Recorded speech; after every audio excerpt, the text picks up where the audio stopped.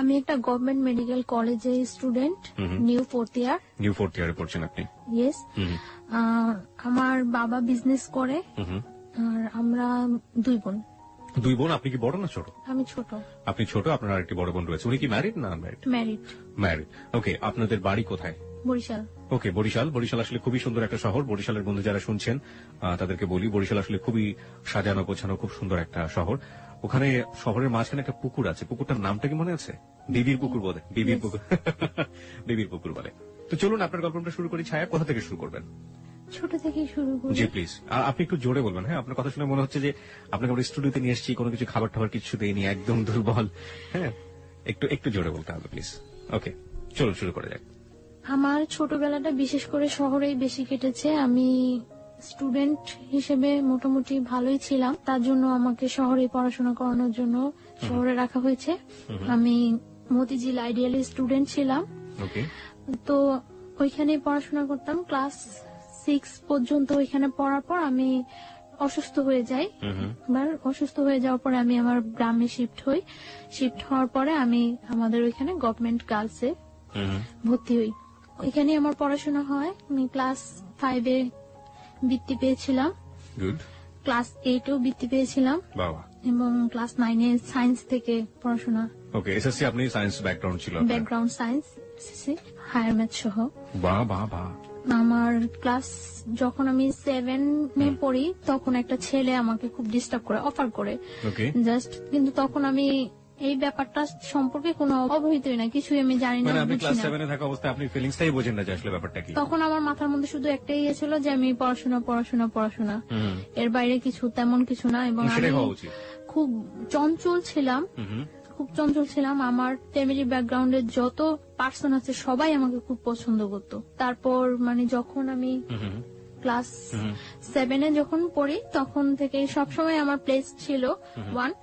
তো তারপর 7-এ যখন পড়ি তখন ওই ছেলেটা আমাকে ডিস্টার্ব করে, তখন আমি আমার বাসায় জানাই। ছেলেটা আসলে কে ছিল? ছেলেটা সম্পর্কে আমাদের একটু বলুন, যে আপনার পাড়ায় আশেপাশে থাকতো বা এরকম কিছু? আপনার বয়সের ডিফারেন্স কতটুকু ছিল? হ্যাঁ, আমার থেকে বয়সে 5 বছরের মতো ডিফারেন্স, কিন্তু ছোট ছিল আপনার 5 বছর?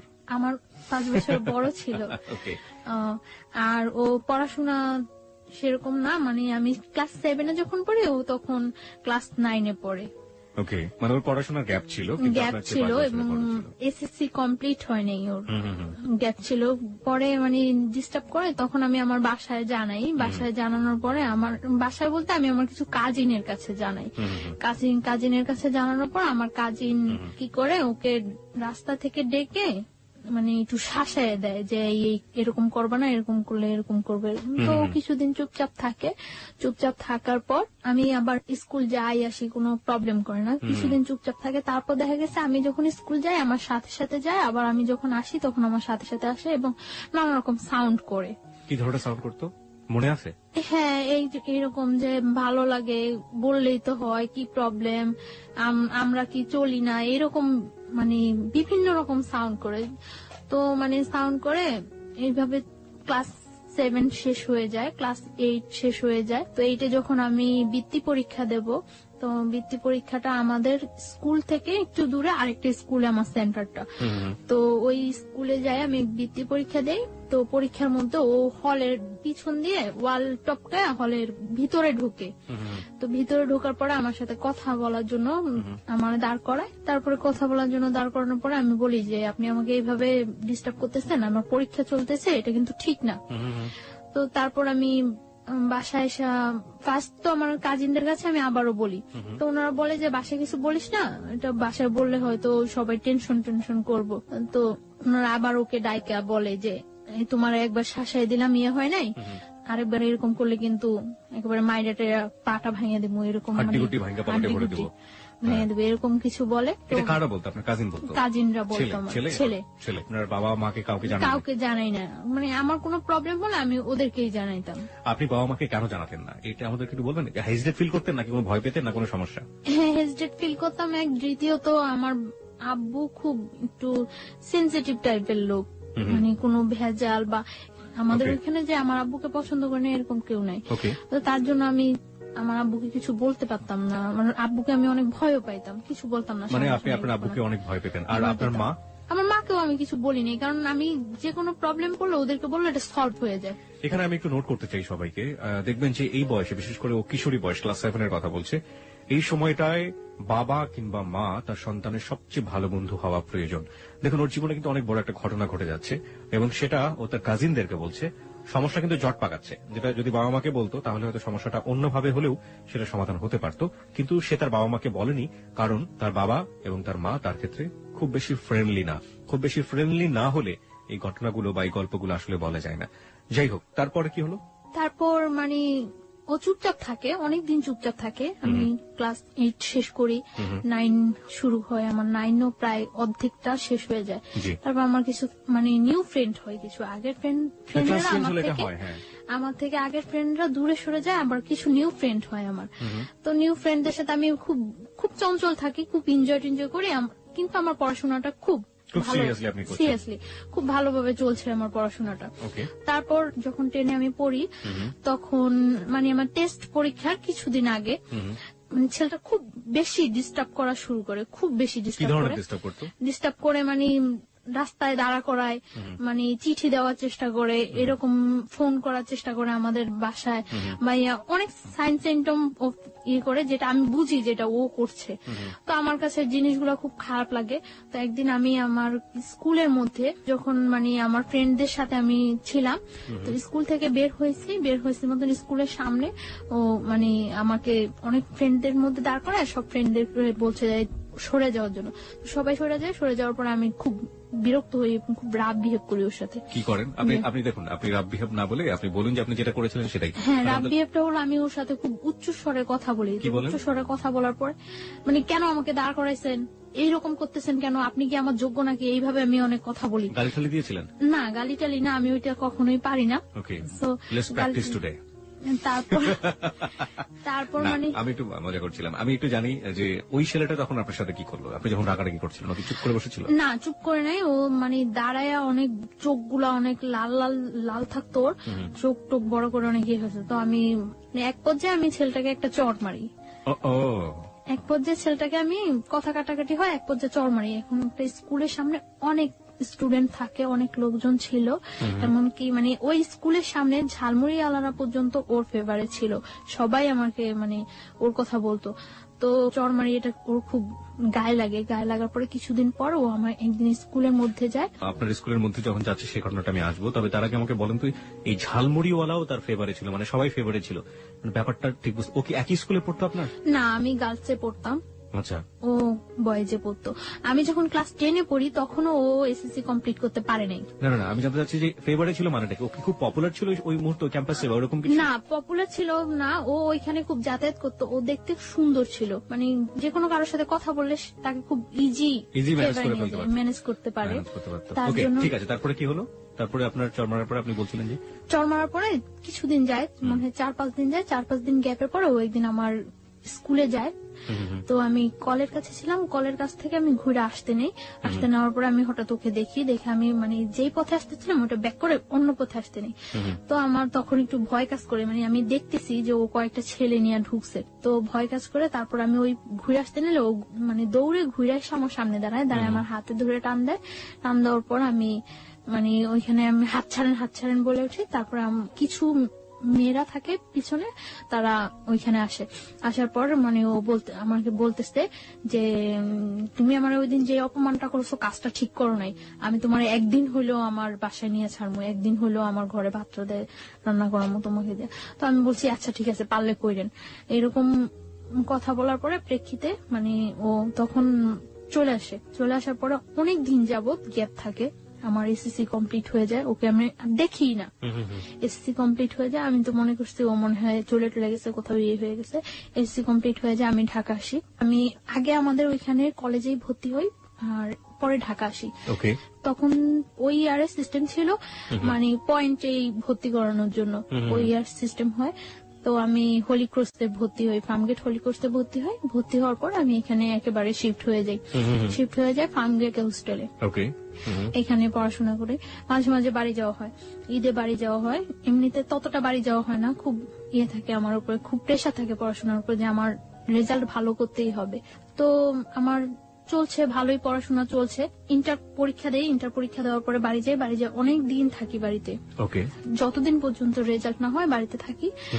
রেজাল্ট হওয়ার কিছুদিন আগে আমি ঢাকা আসি মেডিকেলের জন্য কোচিনে এডমিট হই। তো এখানে কোচিং টুচিং করার পরে মেডিকেল আমি এডমিশন দিই। মেডিকেলে এডমিশন দেওয়ার পরে আমার মেডিকেলে চান্স হয়। চান্স হওয়ার পরে ওইখানে ভর্তি টর্তি হওয়ার কিছুদিন পরে ক্যাম্পাস বন্ধ হওয়ার পরে আমি বাড়ি যাই। ফার্স্টলি বাড়ি যাওয়ার পরে আমি আমার ওই ফ্রেন্ডের সাথে এমনি কন্ট্রাক্ট হয়। এর মধ্যে একটা ফ্রেন্ড ঢাকায় এডমিট হয়েছে ইডেন কলেজে, তো ওর সাথে ভালো কন্ট্রাক্ট থাকে। তো বাড়ি যাওয়ার পরে সবার সাথে কন্ট্রাক্ট হয়। কন্ট্রাক্ট হওয়ার পর আমি আমরা ঠিক করি যে একদিন টিচারের সাথে দেখা করবো। আমরা বাড়িতে যে হায়ার ম্যাথ যে টিচারের কাছে করতাম ওই টিচারের কাছে দেখা করবো। ওই টিচার হলো বরিশাল মদনমোহন কলেজের টিচার। মদনমোহন কলেজের টিচারের সাথে দেখা করব। তো ওই টিচারের কাছে দেখা করার জন্য আমরা যাই, সকালবেলা যাই। আমি ওই দিন আমি চলে আসবো ঢাকা, তার জন্য আমি সকালবেলায় যাই যে আমার বিকালে ঢাকা চলে আসতে হবে। বরিশাল থেকে আসার ওয়েটা বিকালে। তো আমি সকালবেলা যাই, যাওয়ার পরে মানে অনেকক্ষণ হয়ে যায়, আমার ফ্রেন্ডরা কেউ আসে না। তারপর আমি ফোন করি সবাই, কি ব্যাপার তোমরা আসো না কেন? বলতেছে আমাদের তো আজকে পিকনিক, তো একটা কাজ করি আমরা সবাই রেডি হয়ে আসি দেখা টাকা করে চলে যাব। তো আমি বলতেছি আচ্ছা ঠিক আছে আসো, আমি কিছুক্ষণ ওয়েট করি। তারপর আসছে ওরা, আসার পরে ওরা বলতেছে আমাদের সাথে চল। আমি বলতেছি না আমার তো আজকেই ঢাকা যেতে হবে, আর তাছাড়া আমি বাসায় বইলে আসিনি, আমার আম্মু অনেক রাগ করবো, সবাই অনেক রাগ করবো, আমি বইলে আসিনি, এটা কিছুতেই সম্ভব না যাওয়া। পরে বলতেছে আচ্ছা আমরা তো তোর বাসার সামনে দিয়ে যাব, তুই আমাদের সাথে চল, তোকে শিফট করে দিয়ে চলে যাবো আমরা। তো আমি আচ্ছা ওকে ঠিক আছে। তো আমি একটা মাইক্রো, ওরা এই মাইক্রোটাতে করে আসছিল, আমি ওই মাইক্রোতে ওরা উঠে আমি পথ থেকে নেমে যাবো, তো আমি লাস্টে উঠি। ওঠার পরে আমি যখন মানে উঠে আমি নক করি, পরে ঘোরার পরে আমার আর কিছু মনে নেই। আচ্ছা আচ্ছা, এখানে যে কি হয়েছিল আমি কিছুই বলতে পারবো না, জাস্ট আমি একটা স্মাইলের মতো ফিল করছি। তারপর আমি আর কিছু মনে নেই, আমার সেন্স ছিল না। আমার যখন সেন্স আসে তখন সন্ধ্যার দিকে আমি ফিল করতেছি যে তখন সন্ধ্যা জাস্ট আজান হচ্ছে এরকম সময়, এবং তখন আমি দেখতেছি যে আমি মাওয়া ঘাট ওভার করেছি, just Postogola bridge, Dhaka Postogola bridge. কিন্তু আমি তখন মুখে কিছু বলতে পারছি না এবং কোনো কিছু, আমি জাস্ট একবার কি দুইবার চোখ খুলে আবার চোখ অফ হয়ে গেছে, আমার অফ হয়ে গেছে। তারপর আমি আর কিছু বলতে পারবো না। যখন আমার সেন্স আসছে রাত্রে, তখন প্রায় 2:30 কি 3টা বাজে মনে হয়, আমি ওইরকম মনে হচ্ছিল আমার কাছে 2:30 কি 3টা বাজে। তখন আমি যে জায়গা ওই জায়গাটা টাঙ্গাইল, মানে আমি ব্যাক আসার সময় দেখেছি যে ওটা টাঙ্গাইল, কিন্তু তখন আমি জানি না ওটা যে টাঙ্গাইল। আমি একটা বাসায় আছি, ওই বাসায় অনেক লোকজন আছে, এবং আমি এর মধ্যে যখন আমি মাওয়াতে পোস্তকলা ব্রিজ, মাওয়া ঘাট যখন শেষ হলো, পোস্তকলা ব্রিজে যখন আমি চোখ খুললাম, তখন আমি দেখছি যে আমার পাশে ওই ছেলেটা বসা, সামনে আরেকটা ছেলে বসা, মাইক্রোতে 2টা ছেলে, আর আমি সামনে যে ছেলেটা বসা ওই ছেলেটাকে আমি কখনোই দেখি নাই, আর আমার সাথে পরিচিত না ছেলেটা। আপনি কি মাইক্রোতে তখন? তখন আপনি মাইক্রোর ভিতরে? মাইক্রোর ভিতরে। তখন আমি এর মধ্যে যে 2বার চোখ খুললাম, তখন আমি দেখতে পেয়েছি যে আমার সামনে ছেলেটা ড্রাইভারের পাশে বসা, যাকে আমি কখনোই দেখিনি এর আগে, আর আমার পাশে ওই ছেলেটা। এবং তারপর তো রাত্রে আমি যেই বাসায়, যখন আমার সেন্স আসে তখন আমি ওই বাসায়, এবং আমি দেখি যে আমার চারপাশে অনেক লোকজন, ওই বাসার অনেক মেম্বার, বাট আমি তাদের কাউকে তো কখনোই দেখিনি, চিনিও না। তারপর আমি জিজ্ঞাসা করলাম যে আমি এখানে কেন আসছি এবং কিভাবে। তারপর বললো যে তুমি এখানে কোনো শব্দ করবে না, সাউন্ড করবে না, এখানে যদি কোনো সাউন্ড করো তোমারই কিন্তু প্রবলেম হবে, তোমার প্রবলেম হবে, তো এখানে কোনো সাউন্ড টাউন্ড করবে না, চুপচাপ শুয়ে আছো, শুয়ে থাকো। তারপর বললাম যে কেন আমি চুপচাপ শুয়ে থাকবো, আমি এইখানে আসলাম কিভাবে, আমি তো এখানে আসার না, আমার তো আজকে ঢাকা যাওয়ার কথা। তারপর বলতেছে তুমি ঢাকায় আসো, প্রবলেম নাই, প্রবলেম নাই। ওই বাসায় একটা মহিলা বলতেছে আমাদের, তুমি ঢাকায় আসো, প্রবলেম নাই, প্রবলেম নাই, চুপচাপ শুয়ে থাকো, আমরা কিন্তু লোক বেশি ভালো না, বেশি সাউন্ড করবা একেবারে জবাই করে দেবো। আমি তারপর চুপচাপ শুয়েছিলাম।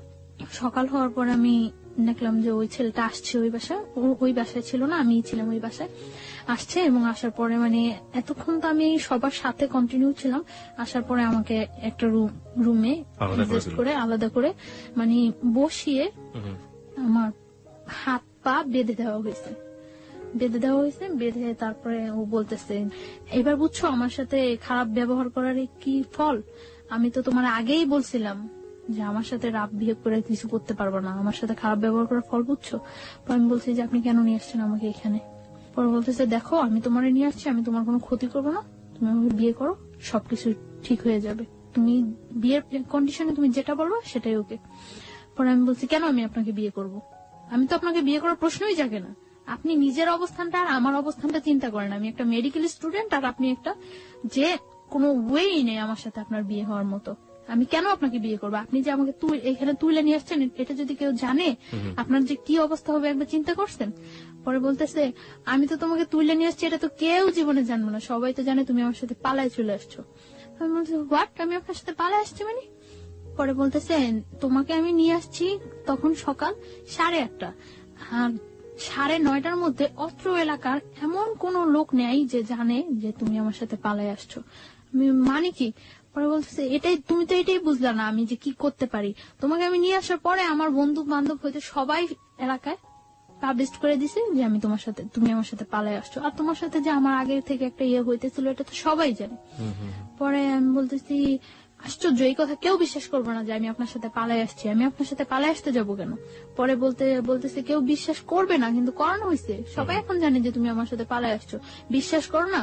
তারপর ও কয়েকটা নাম্বারে ফোন দিল, ফোন দিয়ে সবাই একই কথা বলতেছে, মানে ওর পরিচয়টা ও না দিয়ে জিজ্ঞাসা করতেছে যে ওই মেয়েটার সম্পর্কে এই কথাটা শুনলাম, ওই মেয়েটা নাকি পালাই গেছে, এরকম এরকম সবাই একই কথা বলতেছে। হ্যাঁ মেয়েটা পালাই গেছে, কত খারাপ মেয়ে, বাবা কত কষ্ট করে পড়াশোনা করেছে, খুব বিশ্রী বিশ্রী কমান্ড করতেছে সবাই আমার সাথে। আমি কান্না শুরু করে দিচ্ছি। পরে বলতেছে কান্না করে কোনো লাভ নেই, যা হওয়ার হয়ে গেছে, তুমি মাইনে নাও, বিয়ে করো। আমি জীবনেও না। তারপর ও চলে গেছে। চলে যাওয়ার পরে দুপুরে আমাকে খাইতে দিচ্ছে, এই পর্যন্ত আমাকে কোনো কিছু খাইতে দেয়নি। দুপুরে আমাকে ওই বাসায় খাইতে দিছে শুটকি, বেগুন, ভাত খাইতে দিছে, যা আমি কখনোই খাইনি এর আগে। খাইতে দেওয়ার পর আমি খাই নাই। না খাওয়ার পরে ও এসে আমার বলতেছে সোজাসুজি খাও, না হলে কিন্তু মারবো। আমি বলছি আপনি আমাকে মারবেন কেন? আপনি মারার কি আমাকে? আমাকে আমার বাবা মা পর্যন্ত কখনো টাচ করে নেয়, আর আপনি মারবেন? পরে বলতেছে আমি মারার কে, তুমি দেখবা। পরে বলছে খাও। পরে আমি বলছি না আমি খাবো না, আমি এই খাবার খাবো না। পরে বলছি কি খাইবা? আমি বলছি আমি কিচ্ছু খাবো না, আমার বাড়িতে নিয়ে আসেন, আমার বাড়িতে দিয়ে আসেন। আপনারা আমার বাড়িতে না দিয়ে আসেন, আমার বাড়ির কারোর সাথে কন্ট্যাক্ট করতে দেন, সে এসে আমার বাড়ি থেকে লোকজন এসে আমাকে নিয়ে যাবে। ইম্পসিবল, তুমি তো তোমার বাড়ি থেকে আর কখন জীবনেও কন্ট্যাক্ট করতে পারবে না, তুমি আর জীবনেও তোমার বাড়ির কারোর কাছে যাইতেও পারবো না, কন্ট্যাক্ট করতে পারবে না। তারপর চলে গেছে। তো আমি আর কি বলবো, চুপচাপ ছিলাম, আমি খাইনি। তারপর রাত্রে আবার আসছে, রাত্রে এসে বলছে তুমি চিন্তা করছো, ডিসিশন নিছো, কি করবা? আমি বলছি ডিসিশন নেওয়ার কিছু নেই, আমার পক্ষে আপনাকে বিয়ে করা সম্ভব না। আর আগে তো যা ছিল এখন তো আরো আগে সম্ভব না। আপনি কত বড় একটা অপরাধ করছেন, আপনি আমার তুলে নিয়ে আসছেন না জানেন, তারপরে আনছেন টানছেন সবার কাছে আবার এটা প্রকাশ করে দিচ্ছেন আমি আপনার সাথে পালাই আসছি। কত খারাপ কাজ করছেন, ইম্পসিবল, আমি আপনাকে কখনোই বিয়ে করবো না। পরে বলতেছে তুমি বিয়ে করবা, পরে তুমি আমার সাথে সংসারও করবা, আমার কাছেই থাকবা তুমি। বলছে না আমি কখনো এই কাজ করবো না, আমি আপনার বিয়ে করবো না, আপনি যদি আমার মায়েরাও ফেলান তারপর আমি আপনাকে বিয়ে করবো না। তারপর বললো মায়েরা ফেললো বিয়ে করবো না? না, আমি বলছি না করবো না। তারপর বলতেছে যে তুমি খাও, এখন ডিম ভাজি আর ভাত নিয়ে আসছে খাওয়ার জন্য। যে জায়গায় নিয়ে গেছে ওই ফ্যামিলিটা ততটা এস্টাবলিশড ফ্যামিলি না, কিন্তু মানে লোকগুলা খুব ভালো না, এটা আমার কাছে আমি ফিল করতে পারছি যে লোকগুলো খুব ভালো না। তারপর বলতেছে খাইবা না? পরে আমি বলছি না খাবো না। তারপরে তখন আমার অনেক মানে চুল ছিল, বড় চুল ছিল, আমি তখন বোরকা পরি না, চুল ছিল। তখন বলতেছে যে এখন যদি আমি তোমার চুলগুলি সব কাটে দেই তারপর কি তুমি খাইবা? আমি বলছি আপনি আমার চুল কাটবেন কেন? তোমার চুল কাইটা, তোমার চুল একেবারে মানে চুরি করলে মানুষ যেভাবে চুল কাটে ওইভাবে চুল কাইটা তোমার যদি একেবারে চেহারা নষ্ট করে সব ইয়ে করে যদি তোমার রাস্তায় ছেড়ে দেয় তারপরে কেমন হইব? তার চেয়ে বরং তুমি স্বাভাবিক আমাকে বিয়ে করো, বিয়ে করার পরে তুমি যদি পড়াশোনা করতে চাও, সব যা করতে চাও সবকিছু ঠিক আছে, আমি তোমার পড়াশোনা করো। না আমি আপনাকে বিয়ে করবো না। পরে এভাবে আরো 2-3 দিন চলে গেল। হ্যাঁ না খাওয়া, আমি খুব উইক হয়ে যাচ্ছি, না খাওয়া 2-3 দিন চলে গেছে। 2-3 দিন চলে যাওয়ার পরে টর্চার করা শুরু করলো। টর্চার বলতে কি এমনিতে কোনো টর্চার না, জাস্ট চড় মারতো। আর আমার মানে পা বাঁধা এইভাবে বাইধে রাখছিল, তো পায়ের নখের মধ্যে পাড়া দিয়ে দাঁড়ায় থাকতো, যেটা খুব পেন ফিল হতো, কারণ নখ তো খুব সেন্সিটিভ জায়গা, ওইখানে পাড়া দিলে খুব পেন ফিল হতো। তখন আমি মানে চিল্লাইতে চাইলে মুখ বন্ধ করে ধরে রাখতো। তো এইভাবে প্রায় 7-8 দিন চলে গেছে। 8 দিন 9 দিনের দিন 9 দিনের দিন আমি মনে ইয়ে করছি, নিজে নিজে ইয়ে করতেছি যে এখান থেকে আমার যেহেতু আমার ফ্যামিলি কেউ জানেই না আমি কোথায় আছি, আর এখান থেকে আমার খুঁজে বাই করা সম্ভব না যে আমি এইখানে আছি, যে খুঁজবো তারা খুঁজে যে বাই করবো, তারা কি আমার আদৌ খুঁজতেছে না এইটাই মনে করতেছে যে আসলে আমি পলাই গেছি, সেটাও তো আমি জানি না যে আমি কিভাবে শিওর হম যে হ্যাঁ আমার তারা খুঁজতেছে, তারা আমার খুঁজে নিবো, এই আশায় যে আমি বসে থাকবো, কিভাবে আমি শিওর হবো? তারপর আমি ইয়ে করলাম যে না, আমি ওর ওয়েতে রাজি হয়ে যাই, তবে কিছু কন্ডিশন দিয়ে। তারপর আসে রাত্রে আসার পর ওই বাসায় থাকে না, ওই বাসায় শুধু আমি থাকি। ওই বাসায় থাকে না, একটা ঘরের মধ্যে আমাকে আটকে রাখছিল। ঘরটা হলো অর্ধেক টিন অর্ধেক মাটি, এরকম ঘর। তো আমি তারপর আসার পরে আমি বলছি আচ্ছা ঠিক আছে, আমি আপনার বিয়ে করতে রাজি, তবে সত্য আছে। কি সত্য? সত্য হলো আমার পড়াশোনা শেষ না হওয়া পর্যন্ত আমি আপনার সাথে কোনো রিলেশনে যেতে পারবো না। যেহেতু আমার ক্যারিয়ার আছে, আমি মেডিকেল স্টুডেন্ট, আমার এত কষ্ট করে যেহেতু আমি এতটুকু আসছি, আমার ইয়াটা শেষ হোক, সেটা আপনার জন্য বেটার হবে, আমার জন্য বেটার হবে। যেহেতু আপনিও ততটা এস্টাবলিশড না, তখনও একটা চাকরি করতো নাকি, ওই যে অনেকদিন আগে চলে আসছে দেশ থেকে, আসে ঢাকা একটা চাকরি করতো। তো বললো যে এটা কি, এই কথা কি থাকবো? আমি বলতেছি হ্যাঁ এই কথা থাকবো, আমি পড়াশোনা করা পর্যন্ত আমাকে আপনি কোনো ডিস্টার্ব করবেন না, আমি তো বিয়ে তো করছি না। আর তারপরে বলতেছে ওকে। আপনি আসলে ডিস্টার্ব না করা বা রিলেশন বলতে আসলে কি বোঝালেন, যে ফিজিক্যাল রিলেশনের কথা? ফিজিক্যাল বা মেন্টালি বা ওর পরিবারে নিয়ে সংসার, যাওয়া, হ্যাঁ। মানে সবকিছু থেকে যাতে অ্যাভয়েড করতে পারি সবকিছু। আমি ওকে বললাম যে দেখেন, আপনি তো খুব ভালো করে জানেন যে আমি মেডিকেলে পড়াশোনা করি, আমার রেজাল্ট কি বা আমার ক্যারিয়ারটা কেমন হতে পারে। আর আমার ক্যারিয়ার, আমি যদি আপনাকে বিয়ে করি তাহলে তো আপনার ক্যারিয়ার, আমার ক্যারিয়ারের সাথে আপনিও তো জড়িয়ে গেছেন, তাহলে আমার একটা ভালো ক্যারিয়ার হলে সেটা আপনার জন্য ভালো হবে। তো আপনি আমাকে কয়েকটা বছর সময় দেন, আমার ইয়েটা শেষ হোক, পড়াশোনাটা শেষ হোক, তারপরে আমি আপনার সব ওয়ে মাইনে নেব। সেই পর্যন্ত আপনি আমাকে কোন রকম জোড়াজুড়ি বা কোন রকম ইয়ে করতে পারবেন না। পরে বলতেছে আচ্ছা ঠিক আছে। তারপর মানে ওই দিন রাত্রে চলে যায়, সকালে ও একজন লোক নিয়ে আসে। লোকটাকে, এটা কি কাজী না উকিল না কি আমি কিছুই জানি না, একটা লোক নিয়ে আসে, স্টাম্প নিয়ে আসে। স্টাম্পের মধ্যে ওই লোকটা আমার একটা ছবি তোলে আর ওর একটা ছবি তোলে, দুইটা ছবি পাশাপাশি রেখে পিন আপ করে দেয়। পিন আপ করে ওই লোকটা স্টাম্পে যে কি লেখে সেটাও আমি জানি না, জাস্ট স্টাম্পের মধ্যে আমি সই করে দেই। তাও আমি মানে সই করার সময় ভাবতেছি যে আমি কি সই করব না করব না করব না করব না, ওটা সারা জীবনের প্রশ্ন, কি করব আমি। তখন আমি সই করার সময় ভাবতেছি, তখন ও আমার একটা চড় মারলো লোকটার সামনে একটা চড় মারার পরে বলতেছে যে আগেই তো কথা হয়ে গেছে, এখন আবার এরকম করার কি আছে। লোকটা মনে করতেছে না যে আমি তোমার জোর করে নিয়ে আসছি। পরে আমি আমার ফুল নেমটা অর্ধেক লেখি আর বাকিটা লেখি না। ওকে, ফুল নেমের অর্ধেক লিখি, ও সই করে দেয়। সই করে দেওয়ার পর ওই দিনই মানে সকালে 8টার দিকে ইয়ে হয়, 9টার দিকে ওই বাসা থেকে বের হয়ে নিয়ে আসে। বাসা থেকে বের হওয়ার পরে যখন বাসে উঠি তখন দেখি যে এটা টাঙ্গাইল। তো ঢাকা নিয়ে আসার পরে আমি ওই দিনই ঢাকা, আমি আমার হোস্টেলে চলে যাই। আমি বলি যে আমি আমার হোস্টেলে চলে যাই, আপনার সাথে বিয়ে তো হয়ে গেছে। আমি হোস্টেলে উঠি। হোস্টেলে ওঠার পরে 2-3 দিন ভালো যায়, কোনো ইয়ে করে না। আমি আমার ফ্যামিলির সাথে যোগাযোগ করার চেষ্টা করি যে কি করব আমি এখন। আমার ফ্যামিলির সাথে যোগাযোগ করার জন্য অনেক চেষ্টা করি, বাট আমার ফ্যামিলির সাথে কোনো কন্ট্যাক্ট করতে পারি না। কেন পারেন না? মানে বাড়ির যে নাম্বারটা, ওই নাম্বারটা অফ থাকে, ওই নাম্বারটা অফ। আর অন্য কোনো নাম্বার আমার কাছে মনে নেই, আমার মানে ইয়ে থাকে না। তারপর আমি অনেক ট্রাই করার পরে আমি আমার মানে দুলাভাইয়ের সাথে, বোনের হাজবেন্ডের সাথে যোগাযোগ করি। যোগাযোগ করার পরে উনি বলতেছে যে আচ্ছা যা হয়েছে তো হয়ে গেছে, কেউ বিলিভ করে না যে তুমি ইয়ে করছো, তোমার নিয়ে গেছে, সবাই এটাই বিলিভ করে। আর দেখো গ্রাম তো, সমাজ তো, সবাই একটাই জিনিস বিশ্বাস করে যে তুমি ইয়ে করছো, চলে গেছো। আর এখন যদি তুমি ফিরে আসো, এটা মানে কেউ মাইনে নিব না, এটা সবাই তোমার বরং ধিক্কার দিব। তো আমি তারপর বুঝে বলি, অনেক বলার পর আমি ট্রাই করি আমার ফ্যামিলির কাছে ফিরে যাওয়ার জন্য, কিন্তু তারা কেউ আমাকে নেওয়ার ইয়ে করে না। তখন আমার যে দুলাভাই, ওনার সাথে আমার বোনের জাস্ট ইয়ে হয়, এঙ্গেজ হয়, বিয়ে হয় না। তখন বলে যে দেখো এইটার কারণে হয়তো তোমার বোনের অনেকটা ইয়া ফিল করতে হতে পারে। তো উনি এই কথা বলার পর আমি মানে চুপচাপ থাকি। তারপর উনি বলে যে তুমি যেভাবে আসো ওইভাবে থাকো, তোমার যতটা হেল্প প্রয়োজন সব আমি করব, কেউ ইয়ে করবে না। তোমার হেল্পের প্রয়োজন, আমি যতটা ইয়ে করার প্রয়োজন আমি করব, তুমি পড়াশোনা করতে থাকো, আমি ট্রাই করব তোমাকে যথাসম্ভব বাহিরে পাঠিয়ে দেওয়ার জন্য।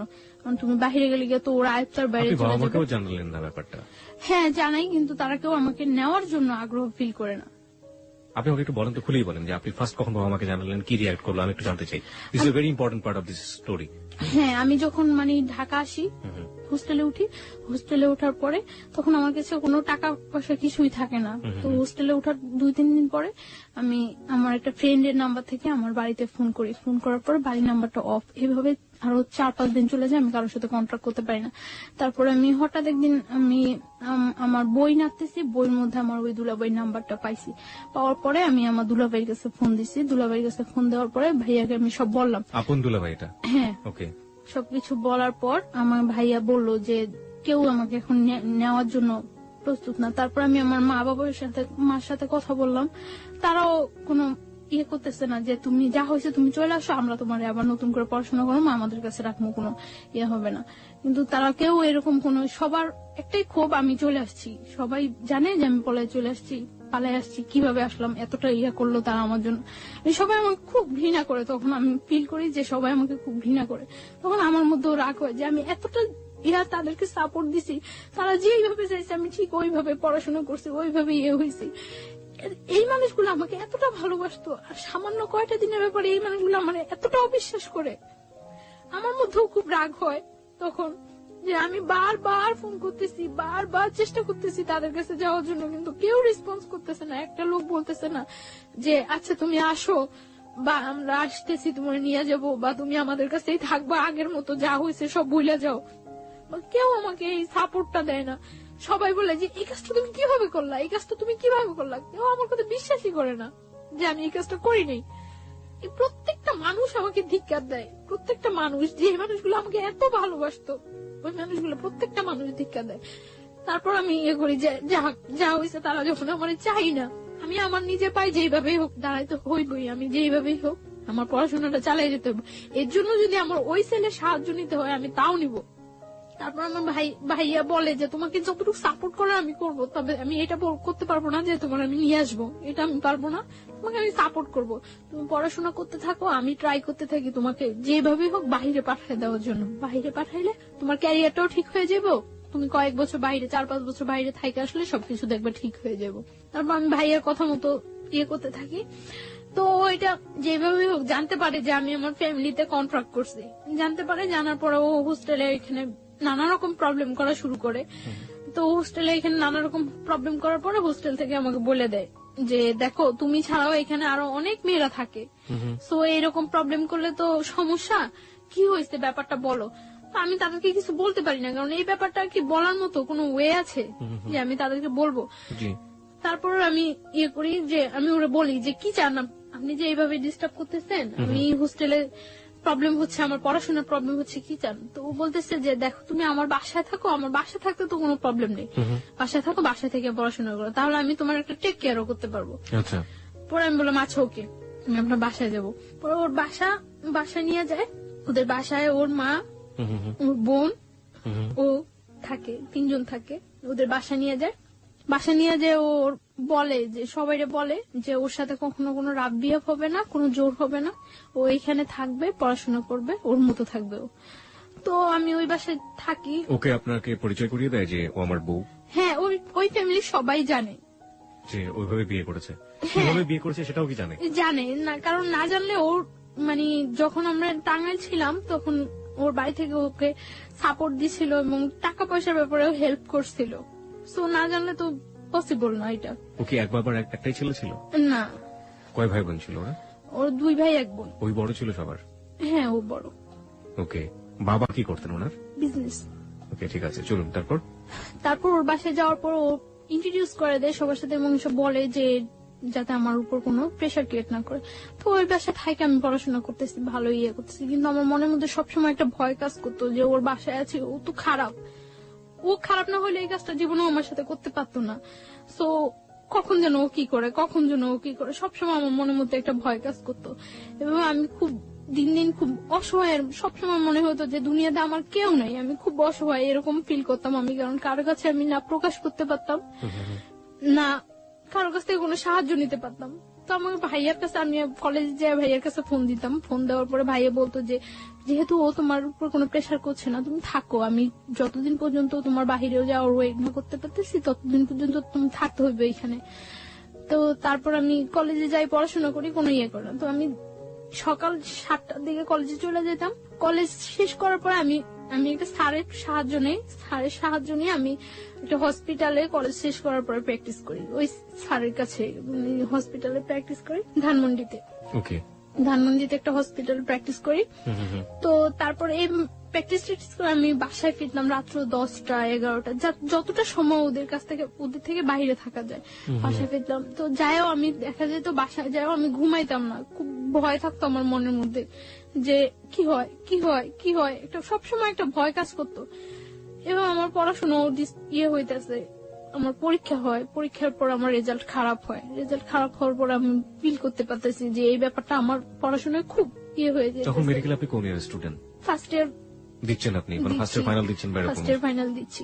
তো তারপর আমি করি যে এইভাবে তো চলতে পারে না, এইভাবে কিভাবে আমার যেভাবেই হোক ওদের সাথে আমার মানায় যাইতেই হইবে, যেভাবেই হোক এইভাবে আমার পড়াশোনার ক্ষতি হইতেছে। তো রেজাল্ট খারাপ হয়, তারপর আমি আবার ভালো করে পড়াশোনা করা শুরু করি। আমি সারাদিন বাইরে থাকলেও সারা রাত জেগে পড়াশোনা করি, তো আমার শরীর খুব হয়ে যেতেছে। ওই ছেলেটা কি করতো ওই সময়টাতে আপনার? ও একটা জব করতো। না, আপনার সাথে কি ধরনের আচরণ করতো? না, আমার সাথে ও সবসময় ভালো আচরণ করতো, কিন্তু ও শুধু একটা জিনিস চাইতো যে আমি ওর কাছ থেকে কোনো হেল্প নিতাম না, টাকা পয়সা কোনো। ও আমার প্রায় সময় এটা জিজ্ঞাসা করতো যে আমি এটা কিভাবে করি, কিন্তু এটা তো আমার ভাই আমার সুন্দরবন কুরিয়ার সার্ভিসে আমার জন্য সবসময় টাকা পাঠিয়ে দিত। আমি বললেই হতো যে ভাই আমার টাকা লাগবে, এটা লাগবে। আপনার দুলাভাইটা পাঠিয়ে দিত? দুলাভাই পাঠিয়ে দিত। তো এর মধ্যে আমি পাসপোর্ট করে সবকিছু আমার জমা দেওয়া হয়ে গেছে। বাইরে আমি অ্যাপ্লাই করছি। কোন দেশে অ্যাপ্লাই করেছিলেন? কানাডা। কানাডাতে চলে যাওয়ার জন্য? কানাডাতে যাওয়ার জন্য স্টুডেন্টের ভিসায় কানাডায় যাওয়ার জন্য করছি, অ্যাপ্লাই করা হয়েছে। তো লাস্ট 2011 লাস্ট ইয়ার লাস্ট দিন 31st নাইট এ পর্যন্ত ভালোই ওই বাসায় থাকতাম। এই সময়টাতে আপনার যেহেতু উনি অবৈধভাবে হোক বৈধভাবে হোক যেভাবে হোক জোর করেই হোক উনি আপনার হাজবেন্ড হয়ে গিয়েছেন, সুতরাং হাজবেন্ড তার ওয়াইফের কাছে একটা সম্পর্ক দাবি করতেই পারেন। এই সময়টাতে কি কোনো ধরনের কোনো ইন্টিমেসি আপনাদের? কখনোই আমার উপরে এরকম কিছু করতো না, কোনো ফিজিক্যাল কোনো ইন্টিমেসি? ফিজিক্যাল বা আমি কোথায় যাই কেন যাই কোনো ইন্টারফেয়ার, শুধু ওর হতো যে ওর বাসায় থাকতে হবে, এইটাই। মানে কখনো আপনার ফ্রিডম নিয়ে কোনো অত্যাচার করতো না, কিছু করতো না, শুধু একটা কথা আমার বাসায় থাকতে হবে। হ্যাঁ, বাসায় থাকতে হবে। ও মনে করতো যে হয়তো বা ওর বাসায় থাকলে আমি সেফ আছি, কিছু করতে আসছি না বাহিরে। কোন ধরনের অত্যাচারও করেনি, মানসিক বা শারীরিক? না, শারীরিক কোনো অত্যাচারও করতো না। তো আমি দেখা যেত বেশিরভাগ সময় বাহিরে খাইতাম, বাহিরে থাকতাম।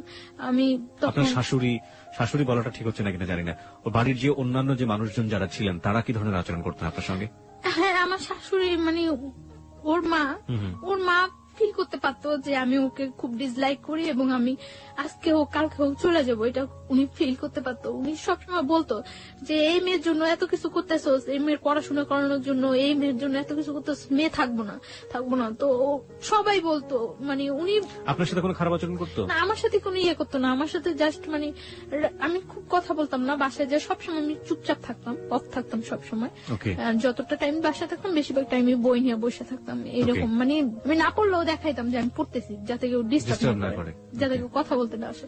তো আমি শুনতাম উনি বলতো যে এই মেয়ে থাকবো না, এই মেয়ে তো চলে যাইবই, এই মেয়ে তো চলে যাইবই, কারণ যে করার মতো সংসার করার মতো ওই মেয়েই ডিফারেন্স, ও চলে যাইবে। তো মানে উনি ফিল করতো এবং উনি ফিল করতো যে আমি ওদেরকে খুব ডিসলাইক করে, এটা উনি ফিল করতো এবং উনি এটা বলতো বারবার। ওকে, যাই হোক, তারপর একটা করতাম, আমি ওই বাসায় কখনো ঘুমাইতাম না। কেন? এই 1 বছর 3 মাস 3.5 মাস আমি ওই বাসায় ছিলাম। আমার মনে হয় না আমি 1 বছর 3 মাস 3.5 মাসে ওই বাসায় 3 দিনও ঘুমাইছি। কখনো আমি ঘুমাইতাম না, আমার মনের মধ্যে এটা ভয় কাজ করতো, হয় আমার মারে ফেলাইবো, না আমার সাথে জোর করে কিছু করবো, এরকম একটা ভয় সবসময় আমার মনের মধ্যে কাজ করতো। যেই ছেলে আমারে ধরে নিয়ে আসতে পারে, বাইন্ধা রাখতে পারে, তুলে আনতে পারে, সেই ছেলের পক্ষে পসিবল না এমন কিছুই নেই। আপনি বলছিলেন যে রাতের বেলা ঘুমোতেন না, আপনি এরকম একটা অবস্থার বর্ণনা দিচ্ছিলেন। তারপরে রাতে কি কখনোই ঘুমাতাম না ওই বাসায়, খুব কম সময়, মনে হয় না আমি এই 1 বছর 3 মাস 3.5 মাসে 3 দিনও ঘুমাইছি। আমার বেশিরভাগ আমি কলেজ ক্লাস শেষ করে যে গ্যাপটা হতো, ক্লাস থেকে আমি নিউ একটা হসপিটালে যাইতাম যেখানে আমি প্র্যাকটিস করতাম, এই গ্যাপটা আমি বেশিরভাগ সময় স্লিপিং ট্যাবলেট নিয়ে কলেজ হোস্টেলে ঘুমাইতাম অনেকক্ষণ যাবত, 2 ঘন্টা 2.5 ঘন্টা 1 ঘন্টা 1.5 ঘন্টা। এবং ওই টাইমটা দেখা যেত যদি ঘুম যদি না আসে তার জন্য আমি বেশিরভাগ সময় স্লিপিং ট্যাবলেট ইউজ করতাম, যাতে আমার ওই ঘুমটা ঘুমে হয়ে যায়। ঘুম হয়ে যায় যাতে। অনেক সময় দেখা যেত স্লিপিং ট্যাবলেট খাওয়ার পরে মানে এই 2 ঘন্টা 2.5 ঘন্টা 1-1.5 ঘন্টার ঘুমে কিছু হয় না, খুব ঘুম পাইতো পরে। কিন্তু তারপর করার কিছু ছিল না, আমার ফিরতে হবে, আমার ওইখানে যেতে হবে, তার জন্য আমি পারতাম না। স্লিপিং ট্যাবলেট খাওয়ার পরেও ঝিমাইতে হয়তো যাইতাম আমি, তারপর আমি বাসায় ঘুমানোর চেষ্টা করতাম না কখনো। তাই দেখা গেছে আমার ওই ছেলেটা কি আপনার সাথে একই রুমে থাকতো? না, একই রুমে থাকতো না, আমি ওর মার সাথে থাকতাম আর পাশের একটা রুমে থাকতো। ওকে। দেখা যেত যে অকারণে ওই রুমে খুব কম ঢুকতো না ততটা এই রুমে।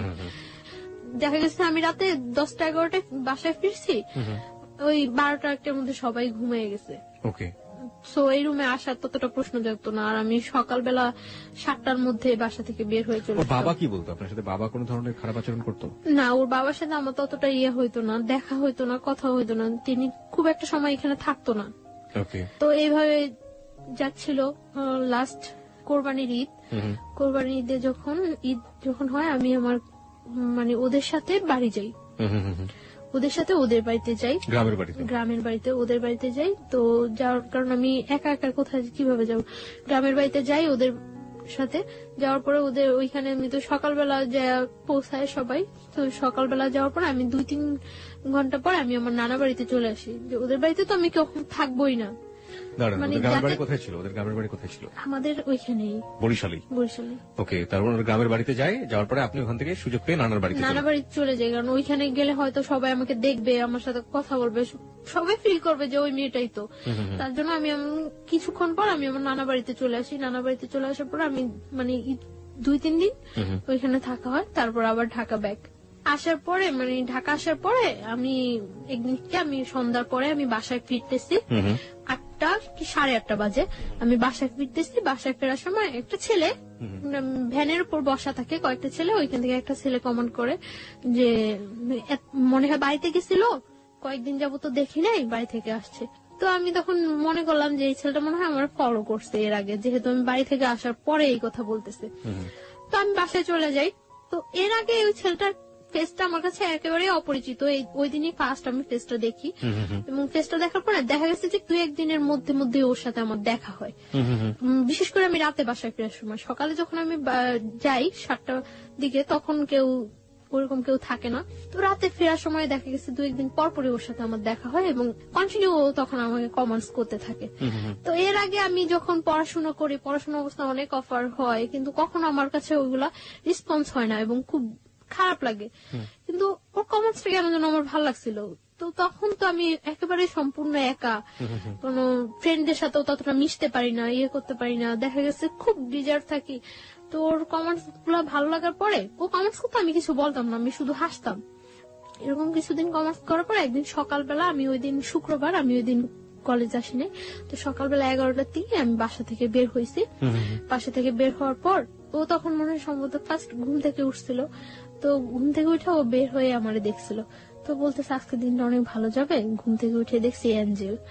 তো আমি হাসা দিছি, হাসছিলাম, হাসার কাজ। কিভাবে দেখলো আপনাকে? মানে আপনি তো আপনার ওই আগের বাসাতেই থাকতেন। হ্যাঁ, ওই বাসাটা আর ওই বাসা, ওদের বাসাটা কাছাকাছি, একদম কাছাকাছি একদম। কোথায় ছিল বাসা? ঢাকার ঢাকার এলাকার নাম বললে কোনো সমস্যা নেই, আপনি ছেলের নামও বলেনি, কোনো সমস্যা নেই। কোথায় ছিল বাসাটা? ওর নামটা বলি আমি, ওর নামটা রুমেল। মানে যে ছেলে আপনাকে জোর করে বিয়ে করেছে? না, মানে সেকেন্ড ওয়ান, যার সাথে পরিচয় হচ্ছে।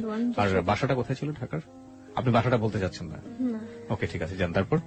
কারণ ওই এলাকাটার সবাই প্রায় কম বেশি ঘটনাটা জানে এবং আপনাকে সবাই চেনে। ওকে, ঠিক আছে। আমি এখানে একটু শ্রোতারা অনেক খেপে যাবেন আপনার উপরে, আমি একটু শ্রোতাদেরকে অ্যাড্রেস করতে চাই। দেখুন, আপনারা যারা বলছেন যে আপনারা ওর বাসার নামটা জানতে চান, ও কোথায় থাকে সবকিছু জানতে চান, এই প্রশ্নগুলো আমি ওকে করেছি। এবং তারপরও যারা ক্ষিপ্ত হয়ে যাচ্ছেন ওর উপর, তাদের উদ্দেশ্যে আমি একটু বিনয়ের সাথে বলতে চাই, ওর বাসার অ্যাড্রেসটা জেনে বা যে ঘটনাটা যেখানে ঘটেছে এটা জেনে আপনি কি বা করবেন বলুন। আপনার এখানে বলতে চাচ্ছি না এই কারণে যে আমি তো সম্পর্কটা থেকে এখনো বিচ্ছিন্ন না। এক্স্যাক্টলি, আমরা গল্পের শেষ পর্যন্ত যাবো, সেটা আপনি আগে থেকে কিছু বলে দিন না। আমরা একটা জিনিস বলি আপনাকে, সেটা হচ্ছে তাদেরকে বলবো যে প্লিজ আমরা গল্পটা থেকে সবাই যে জিনিসটা নেবার চেষ্টা করবো সেটা হচ্ছে মোরাল লেসনটা আসলে কি, ভুলটা আসলে কারা কারা করেছে, কোন কোন জায়গাগুলোতে ভুল হয়েছে। বাসার ঠিকানা জেনে কিংবা ওর পার্সোনাল লাইফ সম্পর্কে আরো বেশ কিছু জেনে, ও কোথায় থাকে সেটা জেনে আসলে ওর কতটুকু কি ওর আমরা করতে পারবো। হ্যাঁ, সেই হেল্পের জায়গাটা যদি কিছু থেকে থাকে, করার থাকে, তাহলে ও যতটুকু বলবে ততটুকুই আসলে এনাফ। আমরা ওই শ্রদ্ধার জায়গাটুকু যিনি গেস্ট হয়ে আসেন, অতিথি হয়ে আসেন, তার প্রতি যেন বজায় রাখি। জি প্লিজ, তারপরে বলুন। তারপর আমি যে কাজে বাসা থেকে বের হয়েছি ওই কাজে চলে যাই। তো চলে যাওয়ার পর এইভাবে চলতে থাকে কিছুদিন। তো 31st নাইট আমি সন্ধ্যার পরে বাসায় ফিরছি। তো আমি কিছু চকলেট কিনি। তো চকলেটের দোকানে যাওয়ার আগেই ও বলতেছে যে আজকে বলে দেব নাকি সামনের বছর পর্যন্ত ওয়েট করব। তো ও বলতেছে, তখন আমি চকলেট কিনে আসার সময় ওর হাতে ওর একটা চকলেট দূর থেকে এভাবে ধরে দিছি, দিয়ে বলতেছি যে কারোর জন্য কি কখনো কিছু ওয়েট করে, সবকিছু সময় মতোই বলতে হয়। আর এই যে একটা বছর গেছে গিয়ে, এরকম একটা বছরের মতো একটা জীবনও চলে যেতে পারে। সো কারোর জন্য কখনো কিছু ওয়েট করানো উচিত না। যেটা আমার বলার বা যেটা আমার করার সেটা জাস্ট টাইমেই করা উচিত। তো ওই কথাটা বলার পর আমি এই কথাটা বলে আমি সাথে সাথে কিছু না বলে সাথে সাথে চলে আসতেছি। ও আমার পিছনে আসতেছে। তো আসে আমার বাসার গলির মধ্যেই, যে বাসা আমি যাবো ওই বাসার গলির মধ্যে ও বললো যে জাস্ট 1 মিনিট একটু দাঁড়ান। তো আমি দাঁড়াইলাম, দাঁড়ানোর পরে বলতেছে আপনার নামটা জানতে পারি? তো আমি আমার নামটা বললাম। বলার পর ও বলতেছে যে আপনার ফোন নাম্বারটা জানতে পারি? সরি, আমার ফোন নাম্বারটা তো দেওয়া যাবে না। পরে বলতেছে যে এই চকলেটটা নিয়ে যান, আজকে যদি আপনার ফোন নাম্বারটা আমাকে দিতেন সেটাই আমার জন্য বড় গিফট হতো। আমি বললাম যে আমি চকলেটটা আপনি ব্যাগ দিয়ে নিয়ে যেতে পারি, বাট আমি আমার ফোন নাম্বারটা দিতে পারবো না। তো বলতেছে দিবেন না? আমি বলতেছি না, ফোন নাম্বারটা দেবো না। পরে বলতেছে চকলেটটা দিয়ে দিবেন? পরে বলতেছে না, চকলেটটা নিয়ে চলে গেছে। চলে যাওয়ার পর তো 1st জানুয়ারি ওর সাথে আমার দেখা হয় নাই। তো 2nd 3rd জানুয়ারিতে ওর সাথে আবার আমার সাথে দেখা হয়েছে। দেখা হওয়ার পরে দেখা গেছে ও আমি যেই টাইমটা বাসা ফিরি ঠিক ওই টাইমটা স্পেসিফিক ধরে রাখে এবং ওই টাইমটা আমার সাথে কথা বলে। প্রত্যেকদিন যাওয়ার সময় কথা বলে, ও বলে আমিও বলি। ও যেটা বলে আমি ওটা রিপিট অ্যান্সার করি।